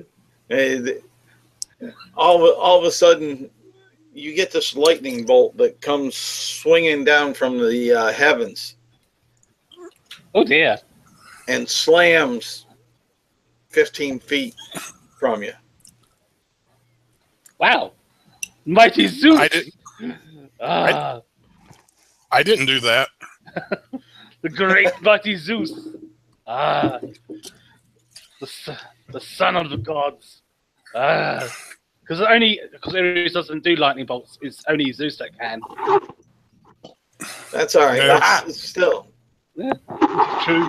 your god is getting this done. Okay. So, You know, he just brokered a deal with Zeus to throw a lightning bolt down at you. Yeah. Someone doesn't know their Greek myths. I'd say Ares, if he's a god, could throw a lightning bolt if he wanted to. Well, so did I. Call lightning, cast a magical spell, but it doesn't matter. That was more for effect, along with the other.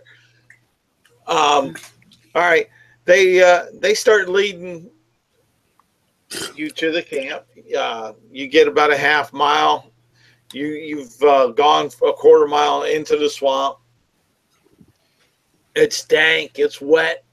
Smelly of sulfur and other methane gases kind of lingering around slightly. Caleb knows that we just made new friends. However, he stays wary of the surroundings. I sort of say, be careful of the local local mushrooms and plants around here. I heard that it can cause dragon fever. Huh? Yeah. Ravenna's going to thieves' cant to Caleb and say, should I go off to the side and maybe sneak around to make sure we're not heading into a trap or something? Well, every little helps. Okay. Ravenna will, let's see, stealth off into the side. And I'll stealth off to the other side. I'll continue No. chatting. I'll continue chatting with our friends. I shall. You can hear me. I shall walk up to the orc and speak Orcish to him, and sort of like greet him in Orcish tongue, and sort of say, "Ah, great warrior! It is our honor to meet you." And he'll just grunt and like that, and then coming on into the camp, you'll see a central campfire, and you'll see a pot hanging above the fire, and you'll notice two other guys sitting by the fire. They're watching the pot, and the orc or half orc will make a hand signal to those two, and From my we'll hiding walk up spot, to it. I'm going to look around. Okay, give me a perception check. Oh, you did. Okay, you don't notice anything. Yeah. I'd give my perception roll. Might as well. Well, should we all roll perception since we were all, well, I was definitely looking around. You can if you want to. Okay, I see what Woohoo! there's. 21 for Caleb perception. All I right. got 22. I got one slightly higher. Nice.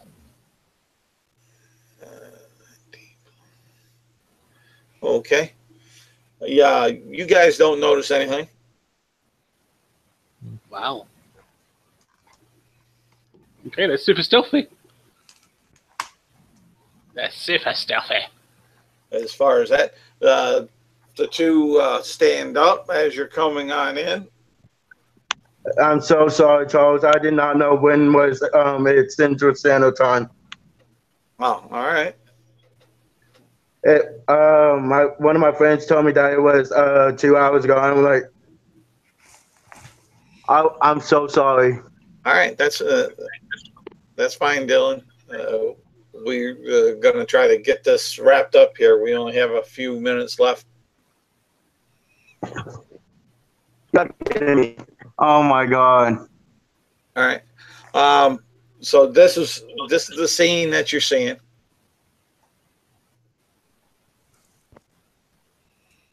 Yeah. What are you guys doing? I sort of like I stand forward and introduce myself. I say, I am Daniela Valentine. It is an honor to meet the people who wish to on this campsite. Okay. Now, is that with a gauntleted hand or a bare hand? She takes her gauntlet off, and represents like a bare hand. Okay. And looks like an older gentleman by a little bit is in there, and then the one that's taking the lead talking to y'all and reaches out his hand. Okay. And he shakes your hand. And I say to him, "It is an honor, elderly sir. May I have your name?" Let's see here.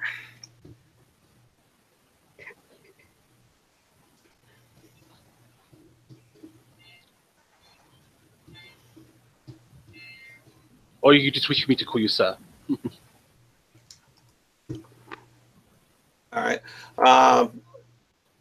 He'll say to you, my name is Jim.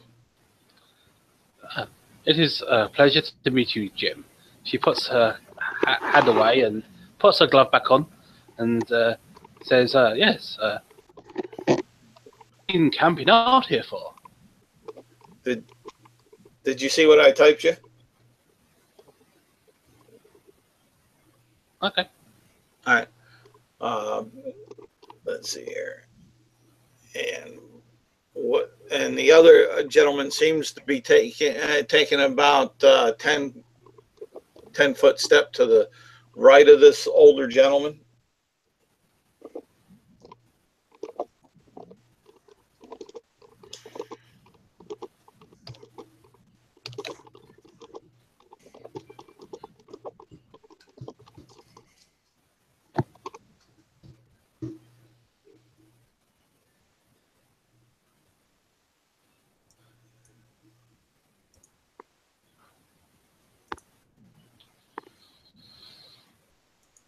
Okay. Okay. Let's see here. Yeah, almost.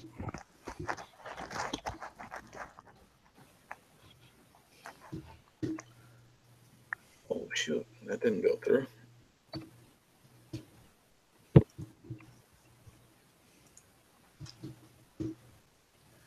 All right, and Caleb, you see Daniela fall to the ground. Okay. Oh shit. That's all I saw. Yeah. Shake of a hand, and Daniel falling to the ground. Okay. I take my. How far away am I from them? Can you describe? All right. They were on the other side of the campfire. Uh-huh. They stood on up. We'll say that you're 30 feet from them. Okay. Unless you were with Daniela next to her, then you're within 5 feet of the old man. When I see Danielle fall to the ground, I pull out my longbow.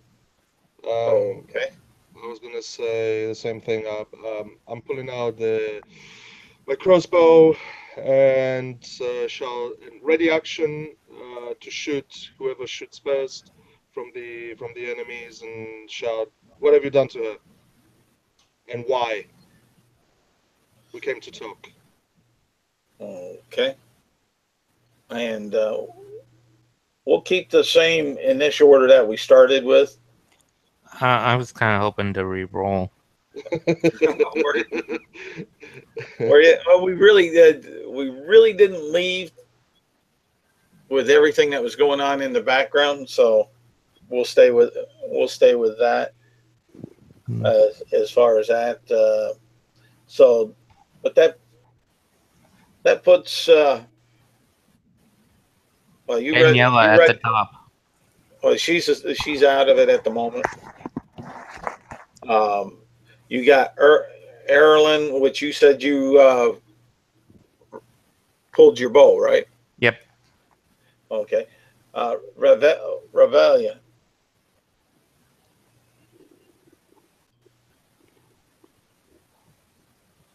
You're up. Ravenna, Ty. Ty? Okay. Okay. Ty, you're muted. Okay. Now can you hear me? Yeah. Okay. I wasn't even in Google Hangouts. I don't know how I got muted. Okay. Or I was in Roll20. Basically, she's sort of aiming with her bow, kind of readying an action to see what's going to happen next. Okay. And we'll go to Caleb.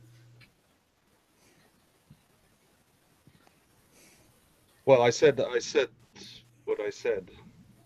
I'm looking back at it. Oh, so basically, yeah, I said I was ready in action with the crossbow to shoot if they attack, shouting, "What did you do to her, and why? We came just to talk." And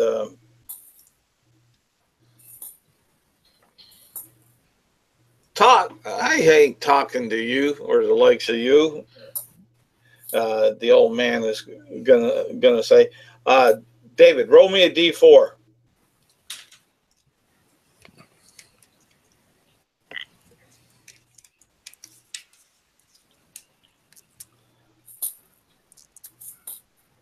And the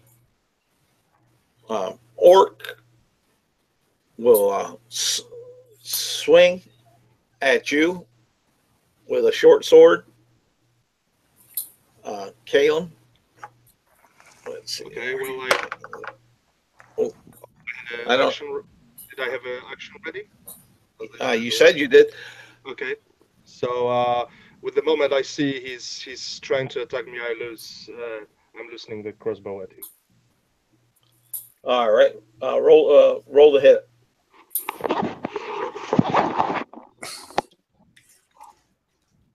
Do I wake up at the end? Because I did do a con save at the end as well. Not on this. Okay.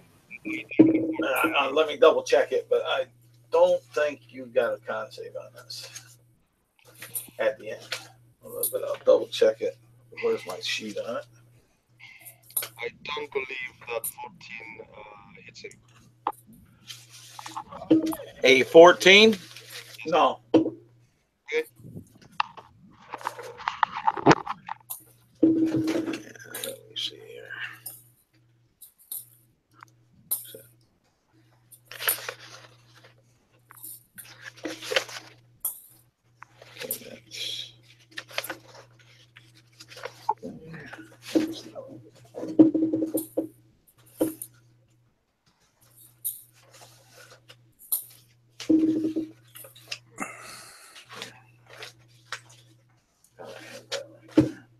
Okay, and the half orc misses you. The gnome will shoot at you. All right, 16 and 17 hit you, Kale. What? Both hit. Both hit. All right. You take 12 points of force damage as these purple bolts come out of the gnome's hands. And then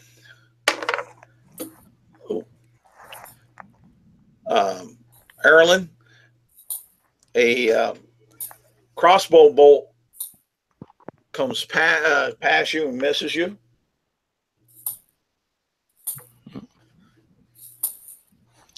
And let me see here. Where's that thing? You mean they got through my 23 stealth? Yeah. Yeah, very perspective.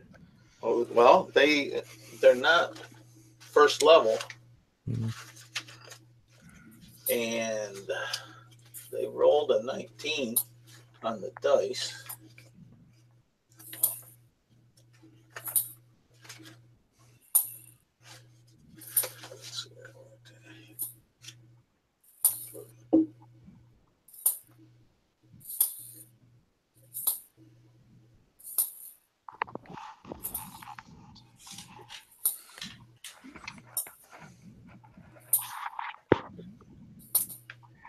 And in this moment, I also think to myself,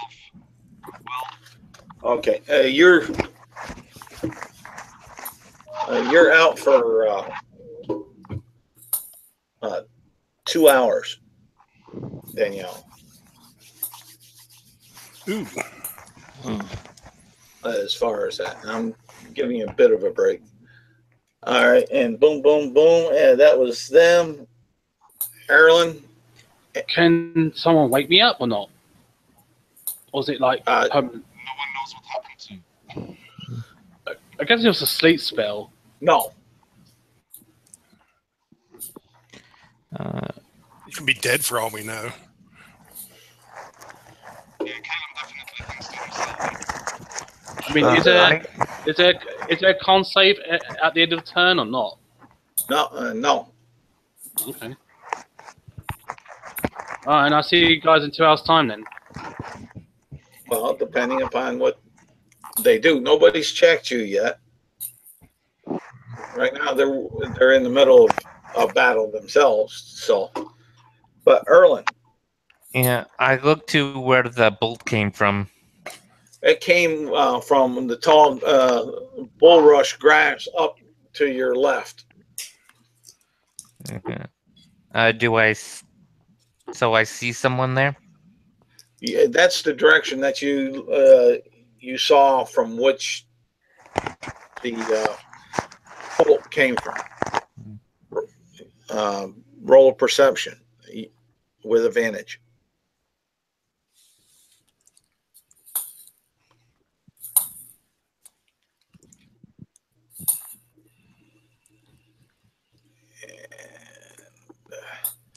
Let's see here. And no, you don't notice anyone. Oh.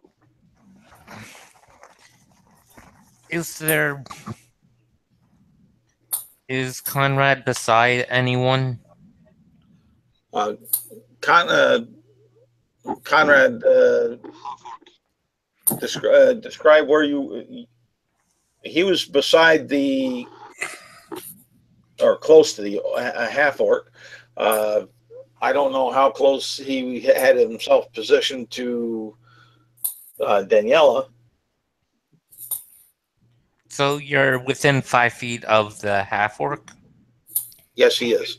The half orc was attacking me, tried to attack me, so he is, yes. Okay. So I fire at the half orc. Okay. Does a 16 hit? No, he dodges away from that.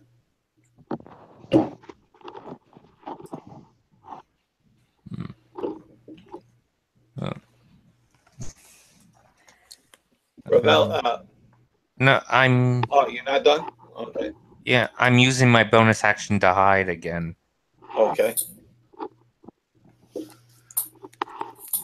All right. 16. Revelia.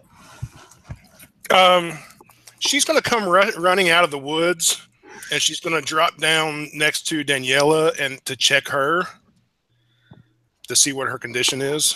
All right. Give me a medicine check. Oh, gosh. Oh.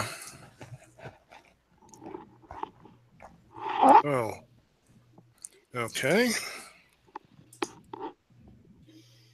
Oh. She's dead. Is Revelia saying that? No. Actually, I saw him with a potion earlier, so she's going to yell, Erlen, come here with a potion. You might be able to save her. And that'll pretty much be her action. Okay. And that's there. Caleb. Okay.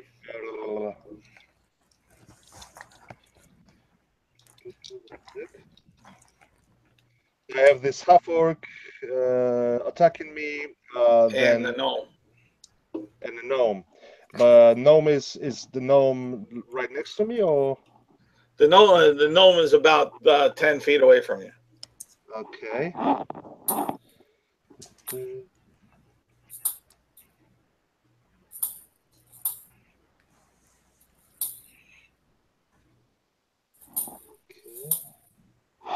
Right. I'm going to try and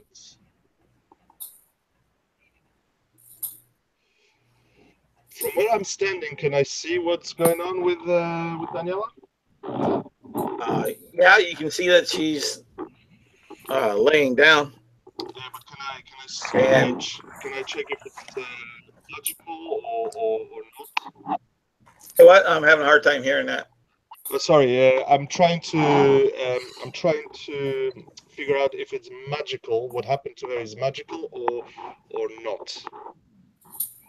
How are you going about to decide if it's magical or not? Well, I wanna roll for a check, basically. I wanna basically find out what happened to her. Let's put it this way. All right, so are you gonna reach down and look her over, or How far away is she? Do I need to move to do that, or is she next to me? I believe she was close to me, so. well, you'll have to move 5 feet. We'll say. I'll give you that. Okay. I just don't want to get flanked by the half orc. That's what I'm trying to figure out. But yeah, but I want to check what happened to her.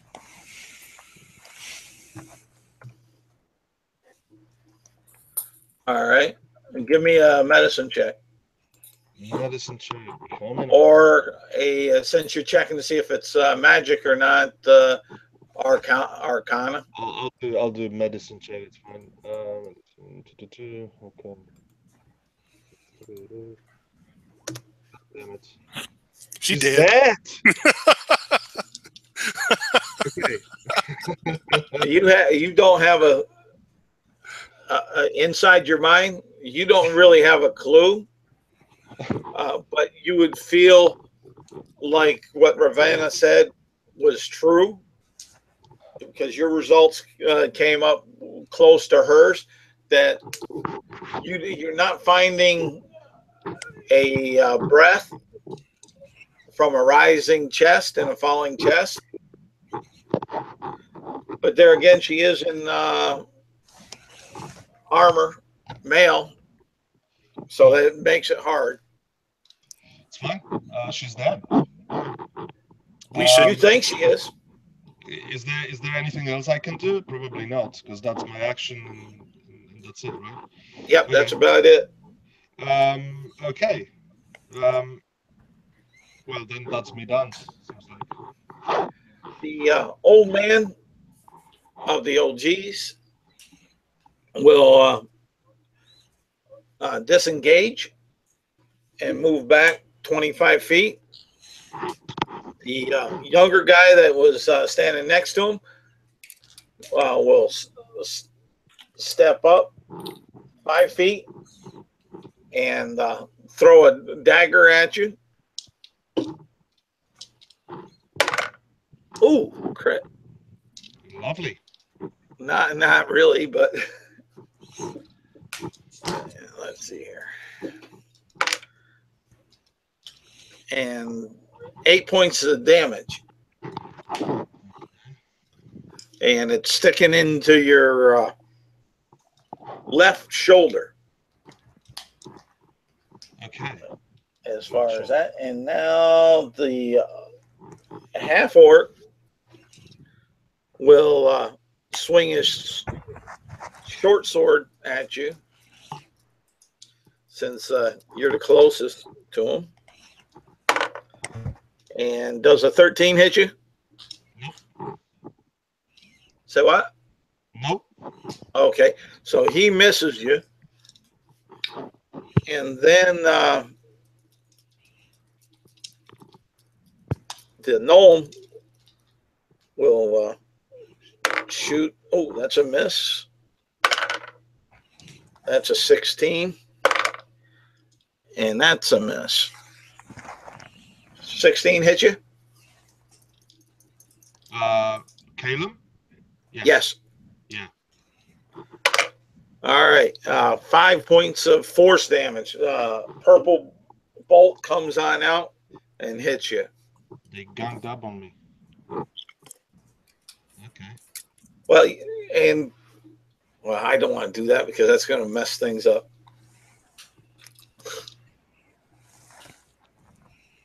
Yeah, that's fine. Okay.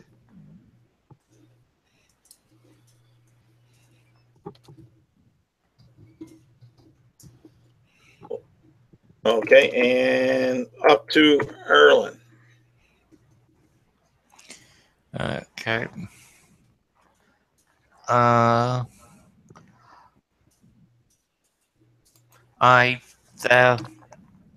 I shoot at the half orc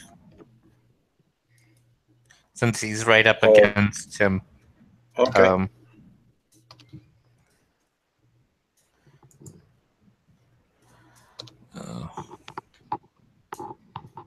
Not getting any higher. All right. And then that will miss. Yeah. Then I move towards Daniela. Okay.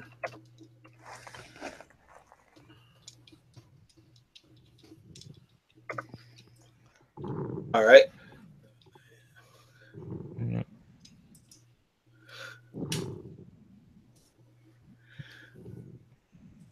Okay, and then after that, Revelia. I'm going to break out. I just realized in my pack I've got a healer's kit. I'm going to take it out and try to use it on Daniela to see if I can save her life. Okay. Because she's dead. Well, that's what we're thinking, but you know. Let me see here. I want to look at healer's kit just to make sure how far it goes. I think it pretty much just, if they're at 0 hit points, it just like stabilizes them. Yeah. Well, yeah, but she's not really at 0. Oh, well then I'm not doing anything, I guess. I'm just fumbling around with like some cotton and patches and stuff. The only thing I'll give you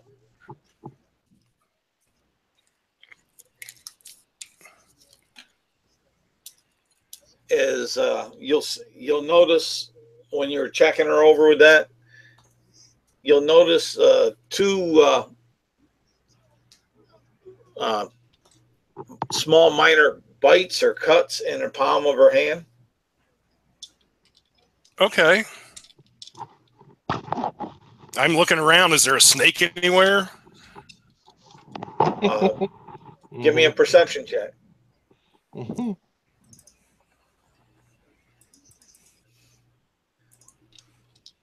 No.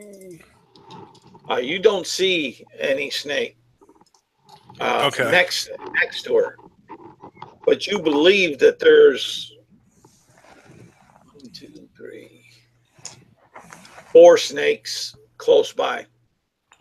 Oh, geez. Okay, I'm a rogue. Bonus action. I'm going to run back to a tree. Right. Get away from the snakes. All right. And with that, Caleb. Okay. With the last bit of hope, I'm casting lesser restoration on the Daniela. Okay. What condition are you trying to resolve? Well, it takes off one of these conditions. If any of these conditions she's under, it will get her back. So if she's either poisoned, paralyzed, deaf and blinded, if she is, okay, and disease as well.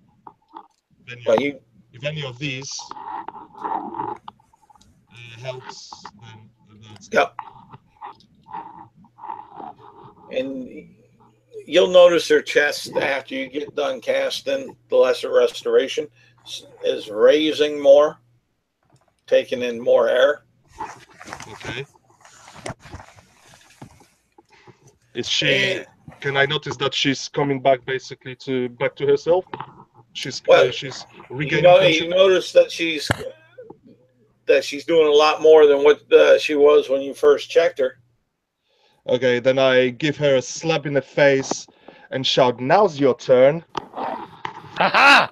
I wanted to do that. She gets up. If she gets up, you know, I don't know what happens, But I just slap her in the face and come on, now's your time. And it's the OG's turn as far as that. So let's see here. The younger guy that threw the dagger at Caleb tries to throw another one and misses. The half orc will try to hit the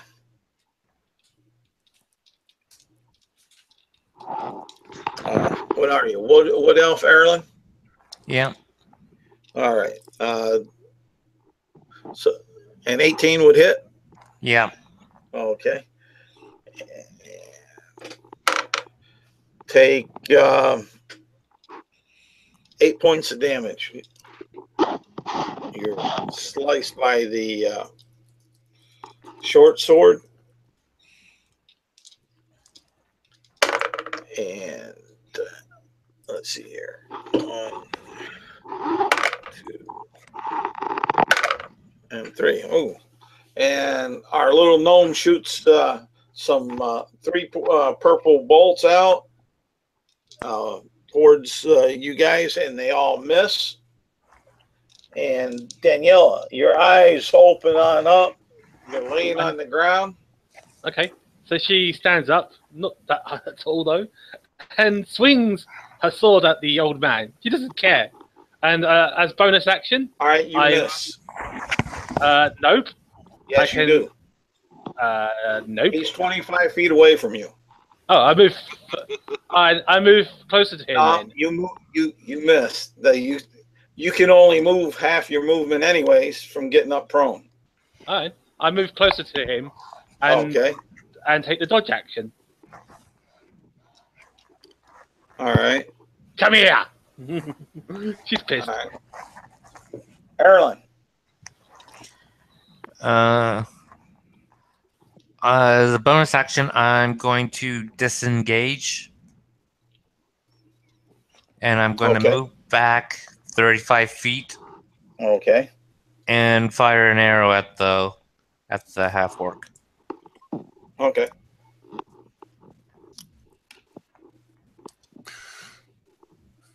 All right. 7 points. You hit him. Yeah. Was there someone else beside him that was threatening him? The gnome. Well, the gnome wouldn't have been threatening him. Yeah. He was threatening wouldn't Erlen and Caleb. Yeah, wouldn't Caleb be beside him? Well, I would, wouldn't I? Yeah. Beside, I'm not following your question. Is there was Caleb beside, within 5 feet of the half orc, also threatening him as well? And I said yes. Okay, then I get sneak attack. Okay. Well, alrighty. Because he's distracted. Okay. No problem. Ravina.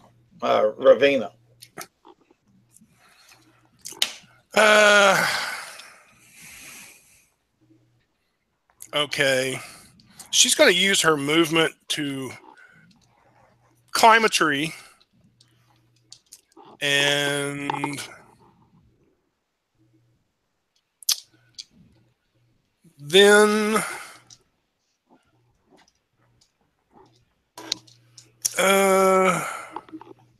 let me see. Good gosh. All right, you guys suck. You're not even worth the gold I paid. And she's going to shoot 2 Eldritch Blasts at Caleb. Okay. Roll the hit.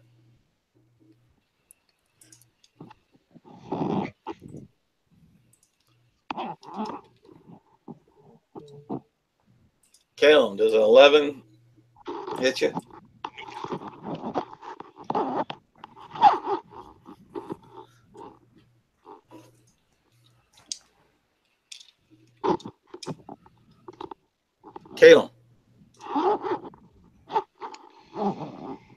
Calum is pissed. Okay, but does 11 hit you? No, I said no. Oh, okay, but the 18 does. 18 does. Okay. Roll your damage, 6. Novella. It's there. Oh, yeah, I see it. Wow. So what? Who's doing that? The Fog of War. You can, if you want to try to, on your next turn, find out who, you can roll a perception check. Is it our own comrades attacking us? What? Is it our own party attacking us? It possibly could. I don't know. Your perception check could tell you. Caleb. Calum is pissed. Yep. He looks at Ravenna. She just says, "Oops, sorry. I meant to hit the work." And what does Ravenna wear? What kind of armor? What she? She doesn't have any armor on. She's just got like sort of typical traveler's clothes. They're probably kind of dark. She does wear 2 shorts. Yeah, she's got 2 short swords, a longbow on her back, and there's a buckler on her left arm. Okay. Calum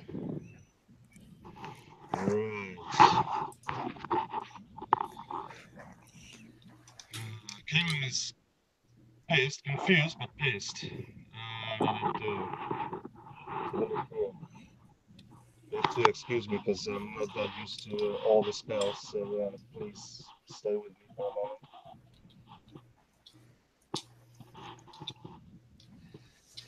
Just a gentle reminder, Yep. Connor, What? no PvP. Well, yeah. Sort of. It's a story turn. It's a story time. Well, how far away is Ravenna from Calum? Probably not far. Maybe 30 feet. Say 30 feet. Yeah, I'm guessing. Okay. Calum is going to cast invisibility on himself. Okay. And starts running away. All right. Completely other direction. Away from the whole party. Away from the marsh back to the town? Yep. All right.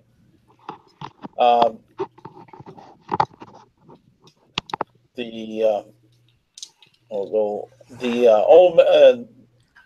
old man, he continues retreating on back.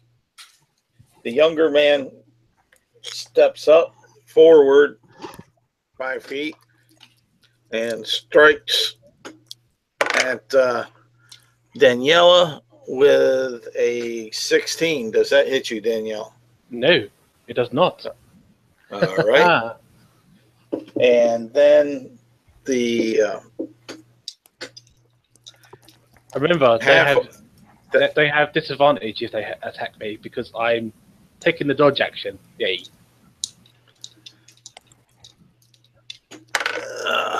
That's a miss on there, and that's a miss.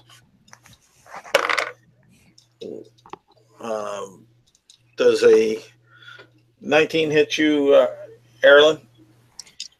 Yeah, it does. Okay. 5 points of force damage. A purple bolt comes out from the gnome and hits you. And Daniela. Okay, so what's in front of me? This man, yeah?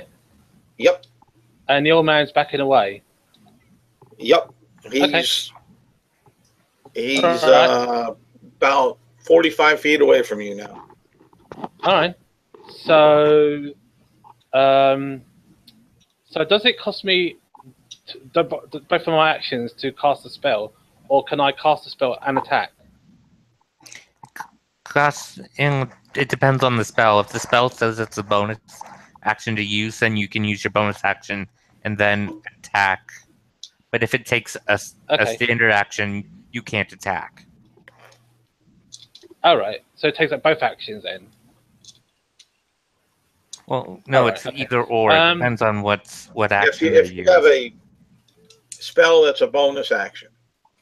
Oh, okay. You can use that spell and attack. All right. Okay. So bonus action then. I shall cast magic weapon on my sword.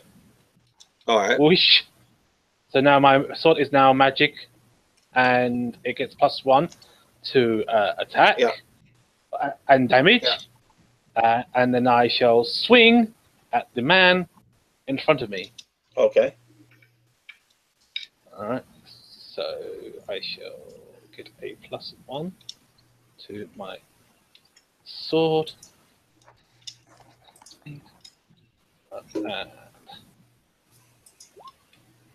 So I got a 12. To hit him? For the first attack. Okay, so it does 10. No, you got a 12. You got a 12 to hit him? Yes. All right, you missed. I attack again, but this time I use guiding strike. How you How you attacking again? Because I'm level 6 and I got multi attack at level 5 paladin. Oh, okay. So yeah, I use guiding strike. That lets me. No, guiding strikes takes an action, I believe. No, it's a channel divinity. It's a free action. Free action. All right, go ahead. It gives me +10 to the attack before I actually attack. So this will give me a plus. This will give me a plus 18 to hit him. All right. So I shall attack with my longsword. That is a 32. Does that hit him? Yeah. All right. Then I shall spend a spell slot, a second level spell slot, to do a smite on him. That's 3d8. 3d8, yes. So 6 plus 3d8 on him. Oh, okay. So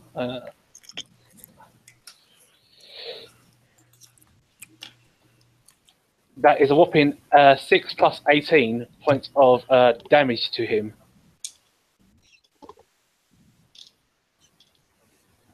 Okay.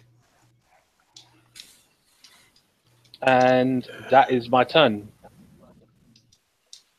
All right. And my sword is magical, so yeah. Okay. Okay. And he drops. Okay. And I move forward as he drops. I move forward. No, you don't. I move. I can still move after he drops. No, you made a move action. Oh, I thought I was standing. I thought he was right next to me, like standing next to me. He because I didn't move. Stood up, but you moved. I thought from what you were saying. No. No. Maybe I'm wrong. No. Because you told me I could only move half my movement last turn. That's when you first got up. Yeah, that's when I first got up. But then I didn't move. Then this man attacked me, and then I attacked back. All right, go ahead. If he's down, go ahead. I move closer towards 5 feet towards the old man. Okay, no problem. I take the dodge action. No, you don't. Attack. Oh, I can't. Oh no, I can't. All right, I raise my shield. There you go.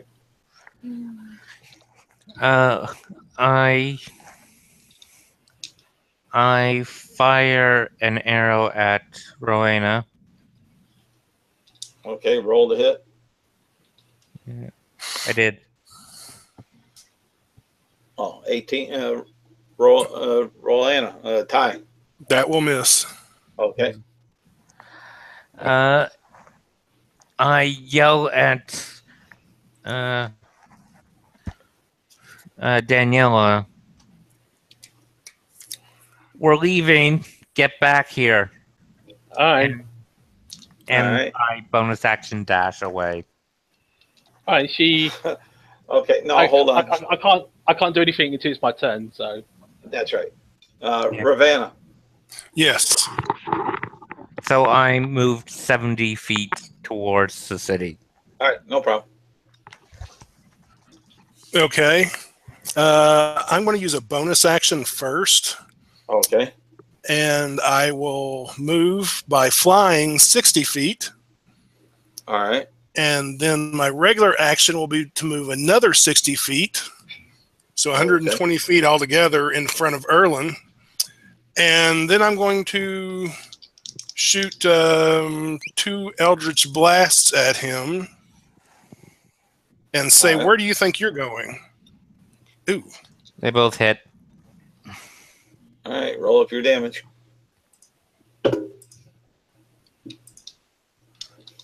Yeah.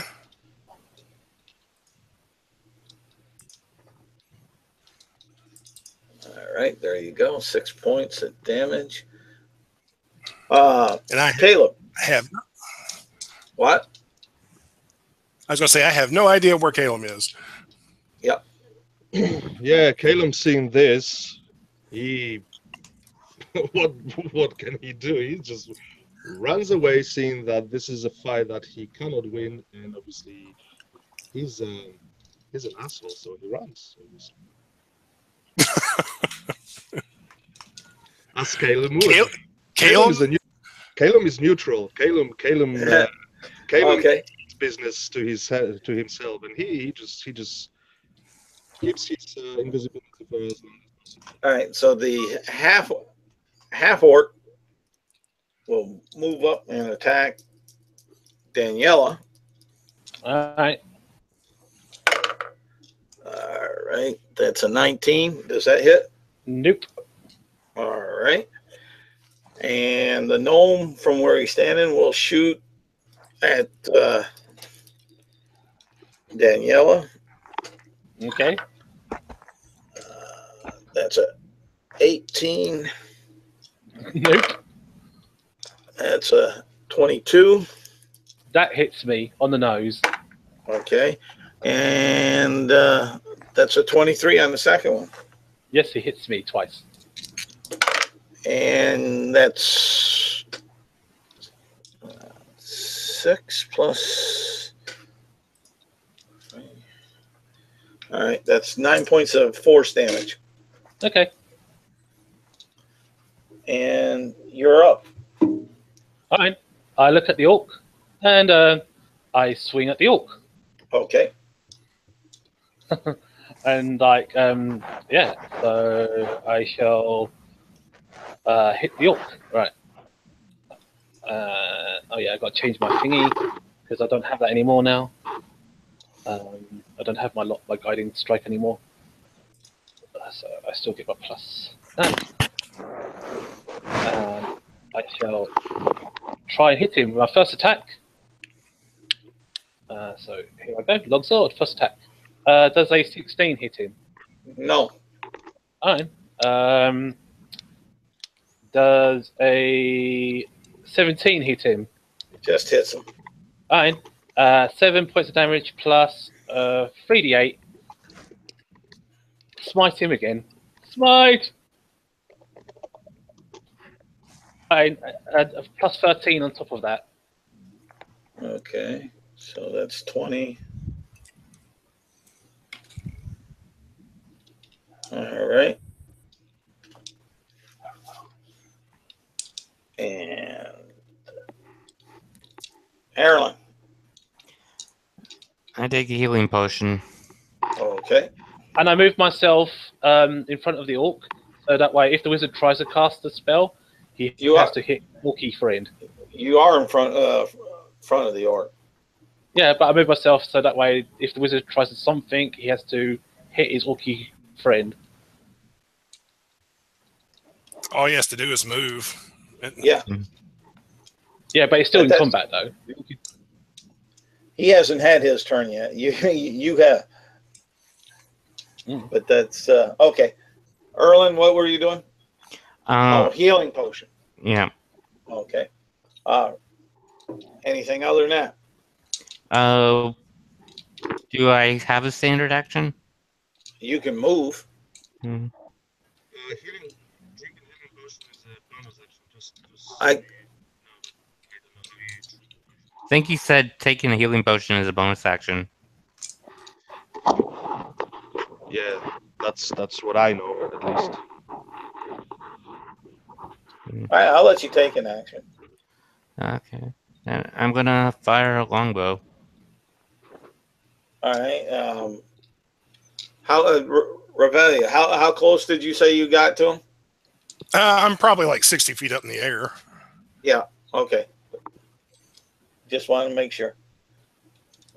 That would hit if he's shooting at Ravenna. Yep. Yeah. Then I'm hit. Okay.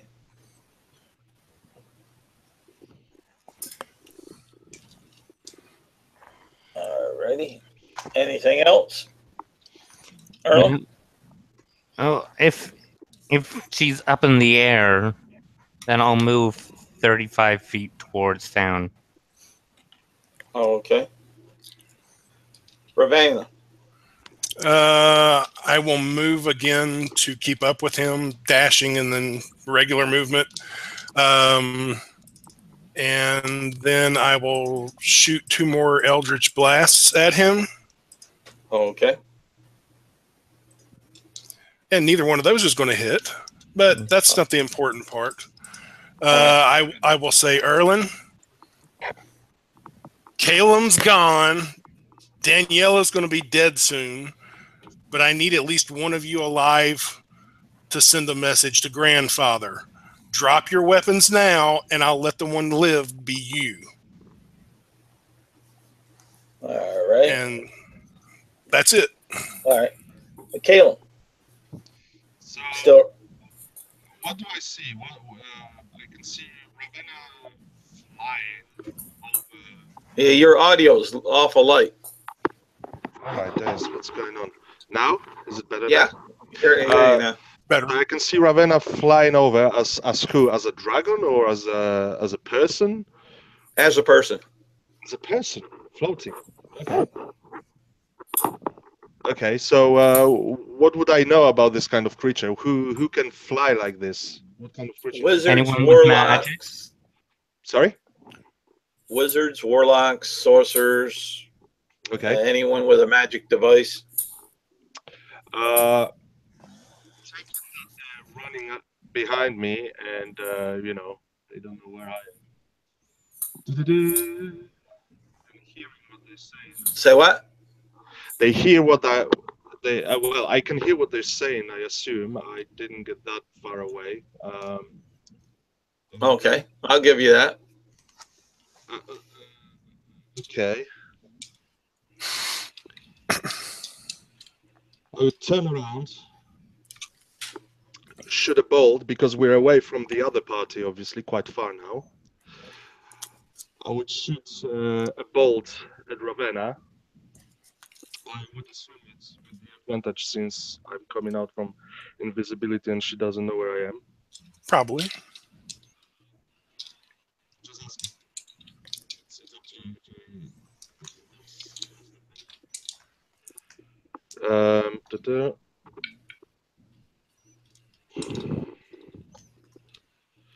Does 25 hit? Yes. Okay.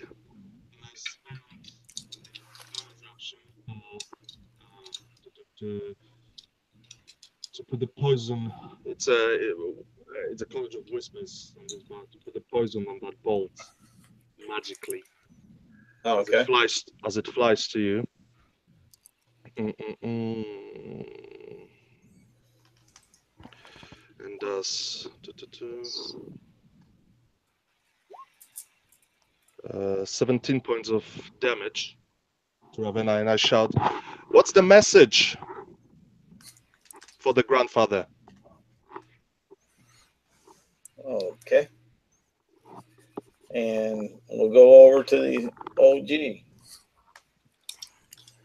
The half work will strike at Daniela. All right. That will miss. And the gnome will shoot at Daniela. With a disadvantage because I'm in combat. It's a crit. And that's a hit. So Does he shoot the orc? Because if No. he we're in combat, so he has to roll to see if he hits the orc as well. Because you're not in 100% cover. And it may be the gnome is a spell sniper feat. Okay, fair enough. It's 19 points on the first one. Okay. Ouch. And 7 points on the second one. Ouch. Okay. And then that's up to you. All right. I shall. Let me see. I shall.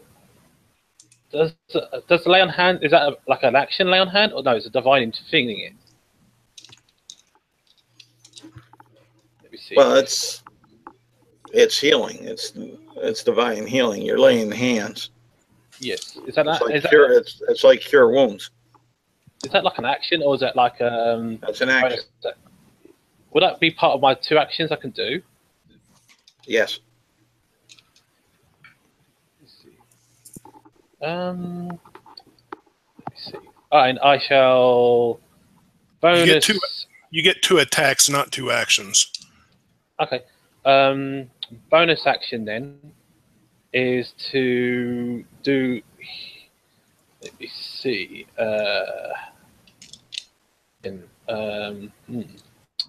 All right, I shall. Oh, should we see? I shall. Do you have a healing potion? Yeah, I drink a healing potion. What is it? 3d4, 4d4 in it. That's if it's a greater healing potion. Yeah. It's 2d4 plus 2, the healing potion. So what is it for healing potion? Greater healing potion is 44 plus 4. Okay, 44 plus, plus 4. Okay, so I gain 15 back, and then I'll swing at the orc with my longsword. So a 13, I guess, in that misses, and then I shall swing again. I guess in that miss. And then I just keep moving around him.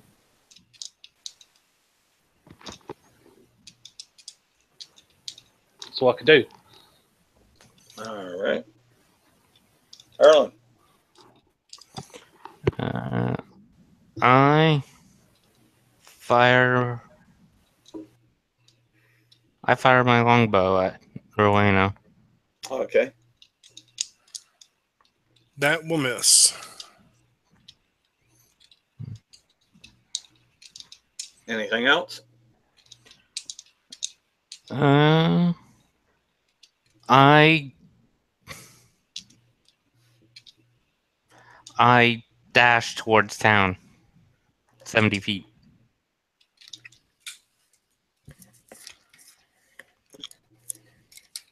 All right. Ravenna. She's going to fly to the side so that her back isn't to anyone. Okay. And then she's going to turn and face Calum, since he'll be visible now, and just shot her in the back. And he'll say, yeah, the message is I only need one of you alive. And she will try to shoot him with 2 Eldritch Blasts. Okay. Yeah, both hit.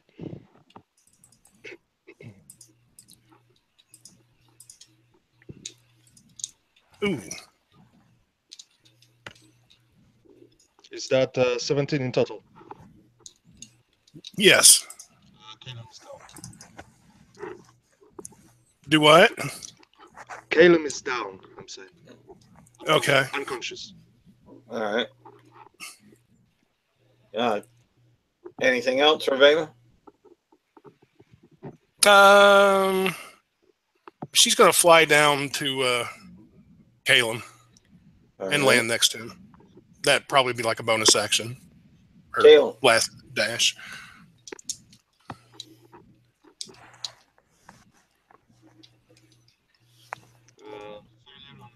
All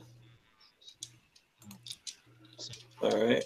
And let's see here. The orc will swing at Daniela. And that's a miss. And the gnome will shoot. That's a miss. And a miss. And a miss. Daniela. All right. So she I'm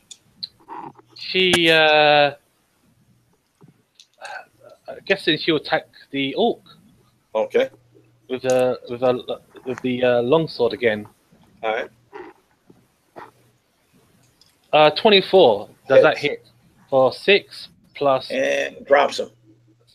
Okay. I move. As he drops, I move towards the gnome. Take the dodge action and Can't take the dodge action anymore. We already attacked.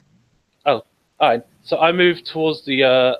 I go. Is there a rock or any trees or anything I can go behind? Not between you and the gnome. I go up to the. You can go up to the gnome and attack it. All right. I go up to the gnome, and then I shall attack the gnome. All right. All right. And now he's in my thingy now. All right. And yeah. Does a 26 hit him? Yes. But all right. That's.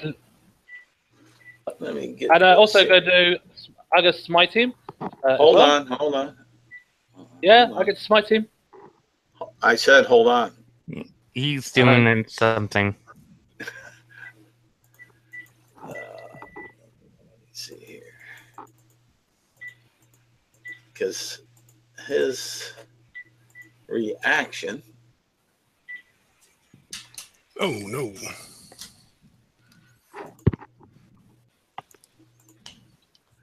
Is okay.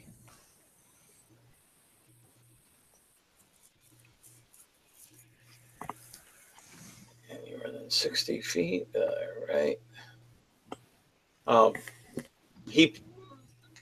He points his finger at you and make a dexterity saving throw.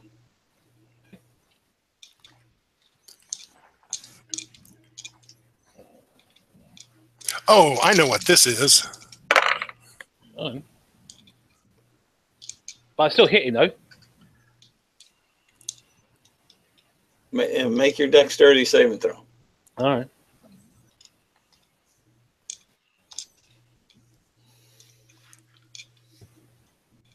An 11?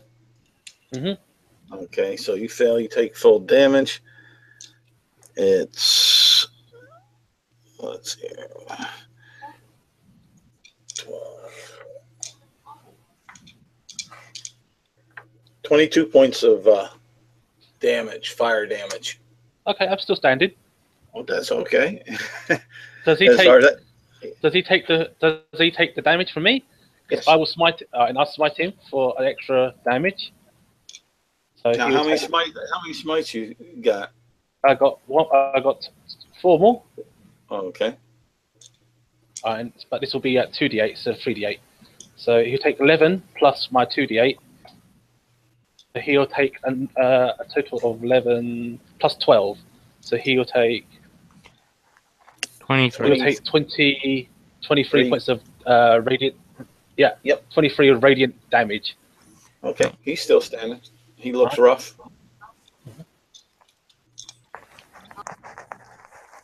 And Erlen. Triple movement towards town. All right. Ravella. She's going to kneel down next to Calum and get out her healer's kit and stabilize him. Oh, okay. And he probably can't hear her, but she's more talking to herself anyway. She's going to say, "You lucky bastard, I don't kill anybody unless I'm getting paid to." All right. Calum. Well, I'm stabilized, but I'm lying on the ground. That's all Yep. I'm doing. Okay. I don't even know that I'm alive. You're alive, Well, I know, but as but in, you're out conscious. yeah, I'm stabilized, but not conscious. So Yeah, I and I I'm having a nice dream about all the brothels and women. 23 miss and 21. Does the 21 hit you, David? Danielle? No, he needs to get over 22 to hit me. Okay, so you got one hit for 9 points of damage. Ouch! I'm almost. Purple bolt comes out. Bolts come out from his hand. 2 of them miss and 1 hit. I'm almost down. I'm bloodied, really, really bloodied. And it's up to you. All right, I drink another healing potion for free action. All right.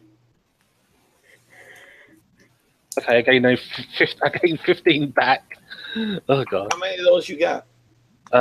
Just 2. All right. And when I look at him, how does he look?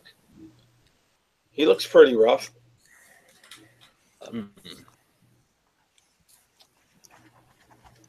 All right. I shall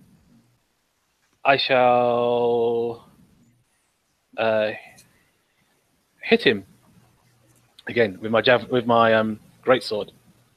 Longsword. Yeah, greatsword. Yeah, longsword. Yeah, Longsword. longsword. Yeah, yeah. Okay, does an 18 hit him? Yes, it does. All right, and I use one of my smites again. Do some more damage. Okay. 7, 8, 9, 10, 11, 12. That's a total of an extra 12 points of damage to him. All right, he drops. All right.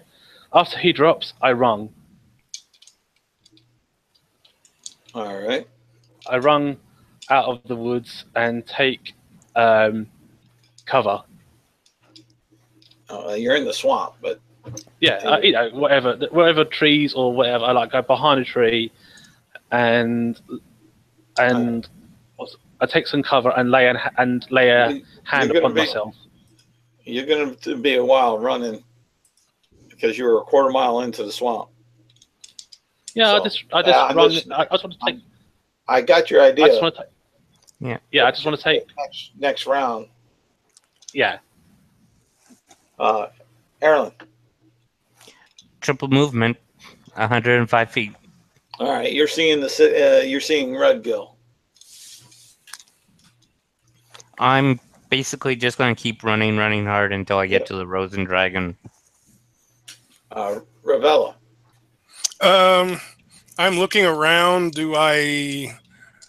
All the bandits are dead or down? Down or gone? Okay. Do I see Daniela anywhere?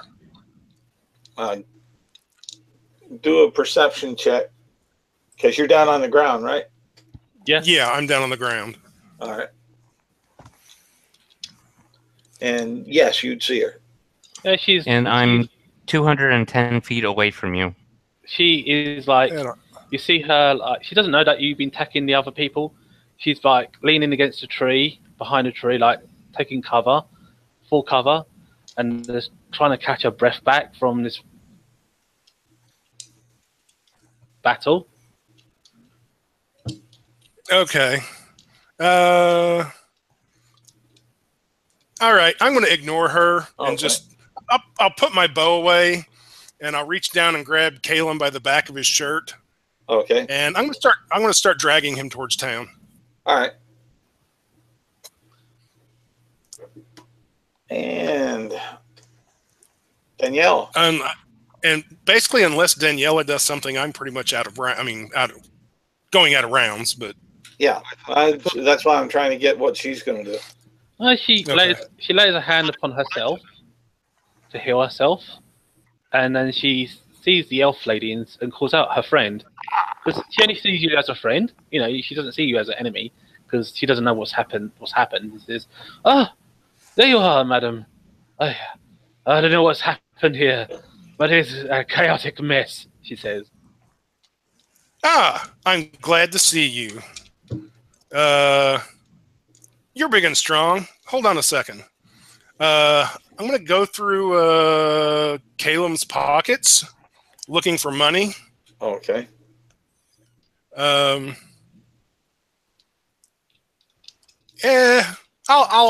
leave half of what he's got there. I won't take his drinking money. So and then I'm going to the pockets, right? That's good. Okay. I'm going through your change purse or whatever, your money purse. I'm just taking half your money, not taking any equipment or anything. And then I'm going to get out a piece of paper I have and a pen and write a little message and stick it inside his money purse. And then say, Daniela, could you do me a big honor since you're so big and strong and carry Caleb back to town? Sure. Sure, I can. And what about you, madam? I'll clean. I'll clean up here and make sure these guys aren't going to cause us any more trouble. All right. I do owe you that drink sometime, she says. I'll probably see you in an hour or two. Very well. I already killed the orc and this Nomi person, so they are down and out for the count. You may search their bodies or whatever you wish to do with them. That was a rough battle, especially fighting that wizard. He was a tricky so-and-so. She picks up the the person and chucks him over her shoulder, and she salutes the lady with her sword, like when you hold your sword downwards, and she holds it, and salutes you, like honourable sort of like woman of the woods, because that's what that's what you are, a high elf, I'm guessing. Sure. Yeah, that's what I am. That's what she sees. Yeah. If that's your, if that's the character I'm looking at. Yes, you see a high elf. Yeah. So she salutes the high elf and says, "It was an honor to work with you, madam." And like she backs off slowly and like keeps an eye on the lady, and then carries the half elf dude away. Okay. As soon as they're out of sight, Ravenna's going to run to the dead bodies and loot all of them and then flee. All right. You guys make it back to Red Gill, the ones that are going to Red Gill.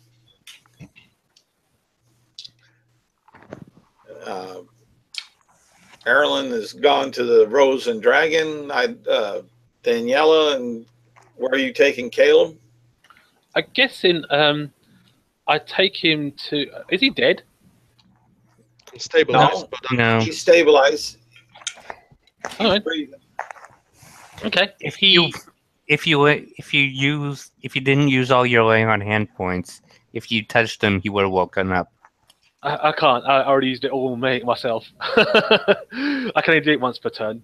Yeah. So well, in 8 hours, he'll wake up on his own. She doesn't want to touch me.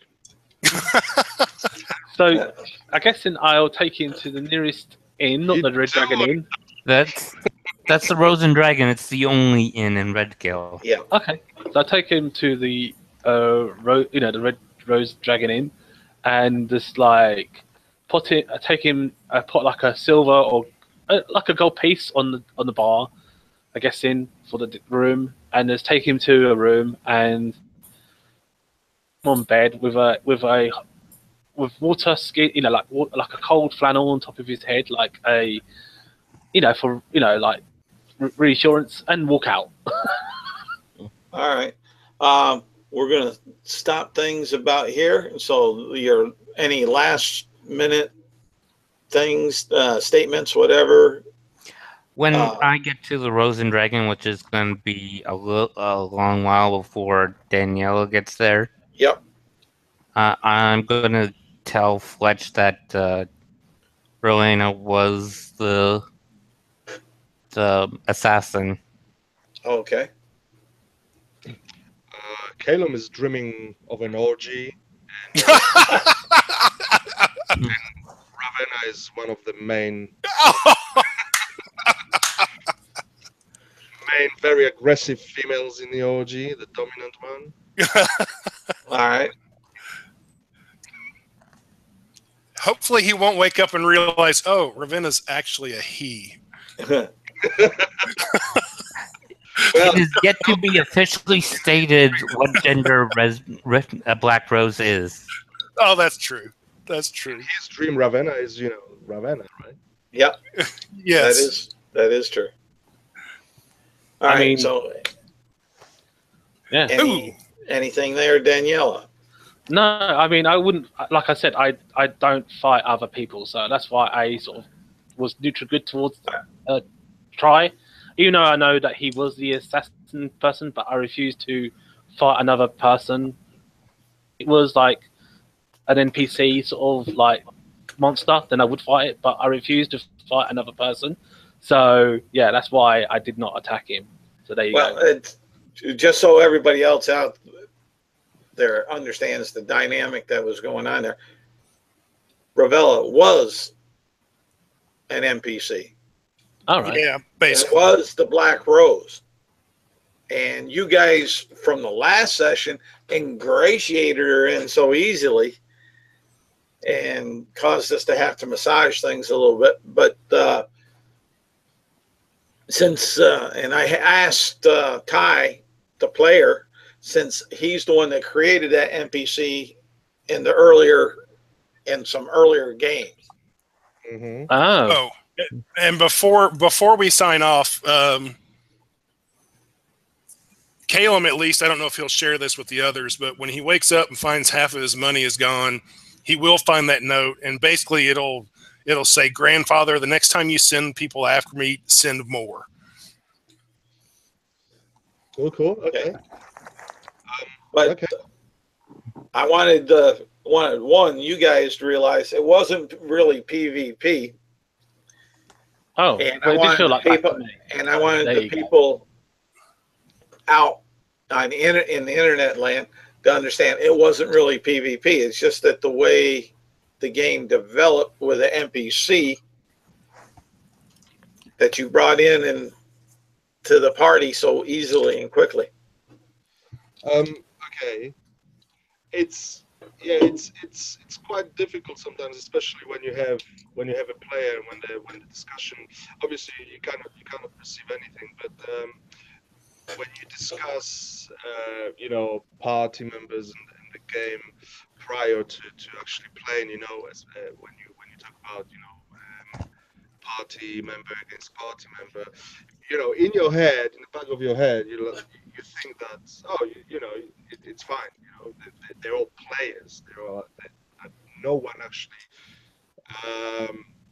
is gonna go against one another. So that's one thing that deceived definitely everyone here.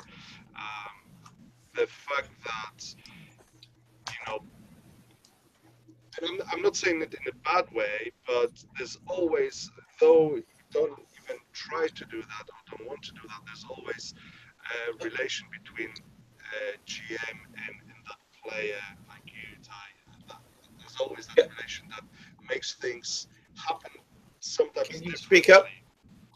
That makes things happen sometimes differently. So that might be. I don't find it problematic in this encounter.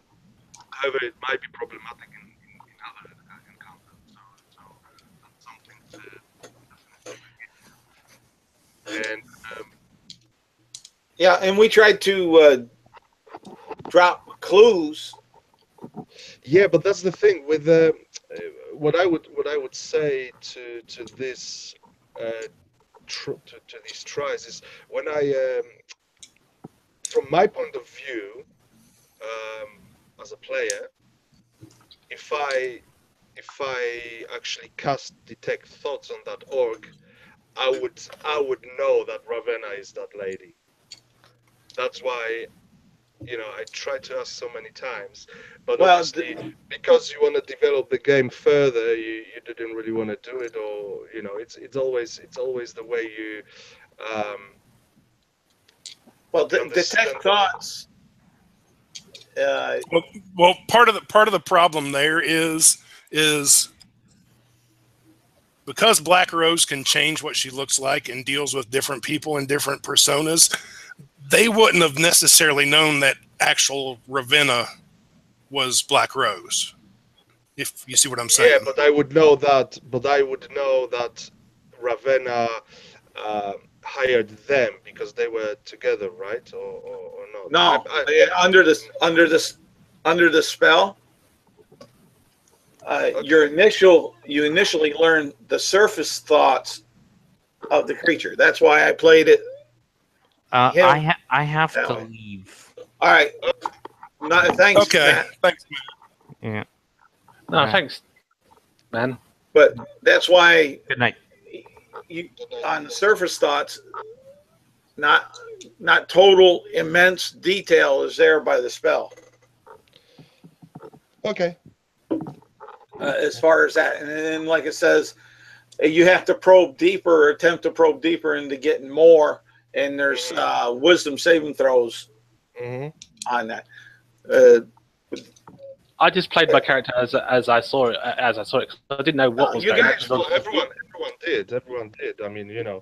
You guys played your characters good. Shit, but I mean, I didn't have no clue. I mean, Daniela was like, before she woke up, there was like all this stuff happening. Well, let me ask this: did Calum know or at least suspect before Ravenna attacked? I had suspicions at the beginning when we were at the Rose and Dragon that it could be one of us, one of the people. Yeah.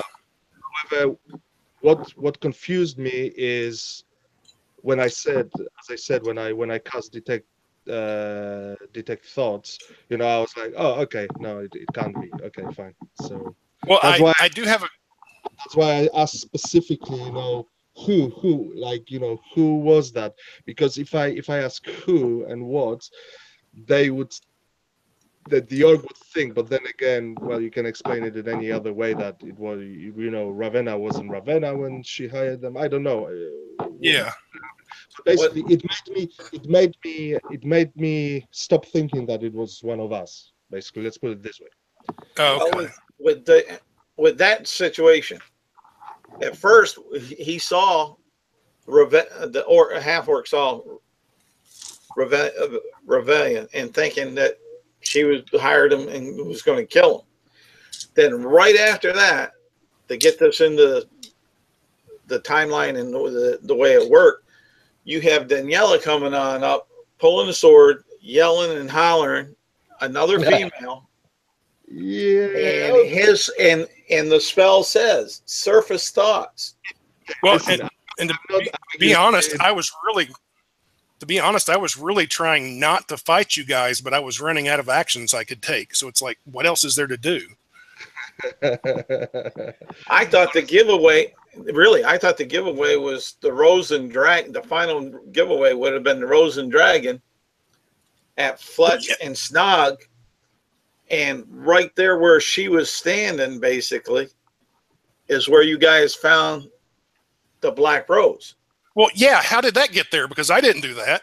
Yeah, it dropped out of you. Oh, okay. Out of your pack. Okay. Where you pointed wasn't at all where Ravenna was standing. Say what, Conrad? Where you pointed wasn't at all where Ravenna was standing. Ravenna was standing on the other side of the table. It doesn't matter. It's not like she was standing right next to you, she said. No, she was standing like behind Snog, and the Rose was between Erlan and myself. Listen, it doesn't matter. That's not the point. I wasn't expecting as I said, I wasn't expecting for a player to be against us. That's one thing. Then I had these thoughts, or maybe when that rose dropped, I thought it was Daniela or maybe Erlan, because it was between us, and also Erlan wasn't talking too much through the whole game. So I was like, maybe, I don't know. But then when we walked outside, when I cast the spell and so on, I was like, oh, anyway, I'm gonna make a get go because I've got work tomorrow. So I'll say thank you, Matt. Okay. I'll say thank you to Try, and thank you to Coron, and thank you, Charles, for GMing the game. It was awesome. I was completely surprised who was the Black Rose. It completely threw me off track. But yeah, yeah, it truly threw me off track. But yeah, but like I said, I wouldn't ever attack another person playing a character. So I stick to my gut and stick to my rules, and I hope that you respect that Try and respect that Charles. I mean, at the end of the day, I'm gonna be neutral good, and I will treat the person as respectfully as I can. And thanks for the game as always. Okay. See you later, Take care, everyone. Thank you. Bye bye. See ya. So that's that. Still want to record this or not? So I don't know if you still want to record this or not.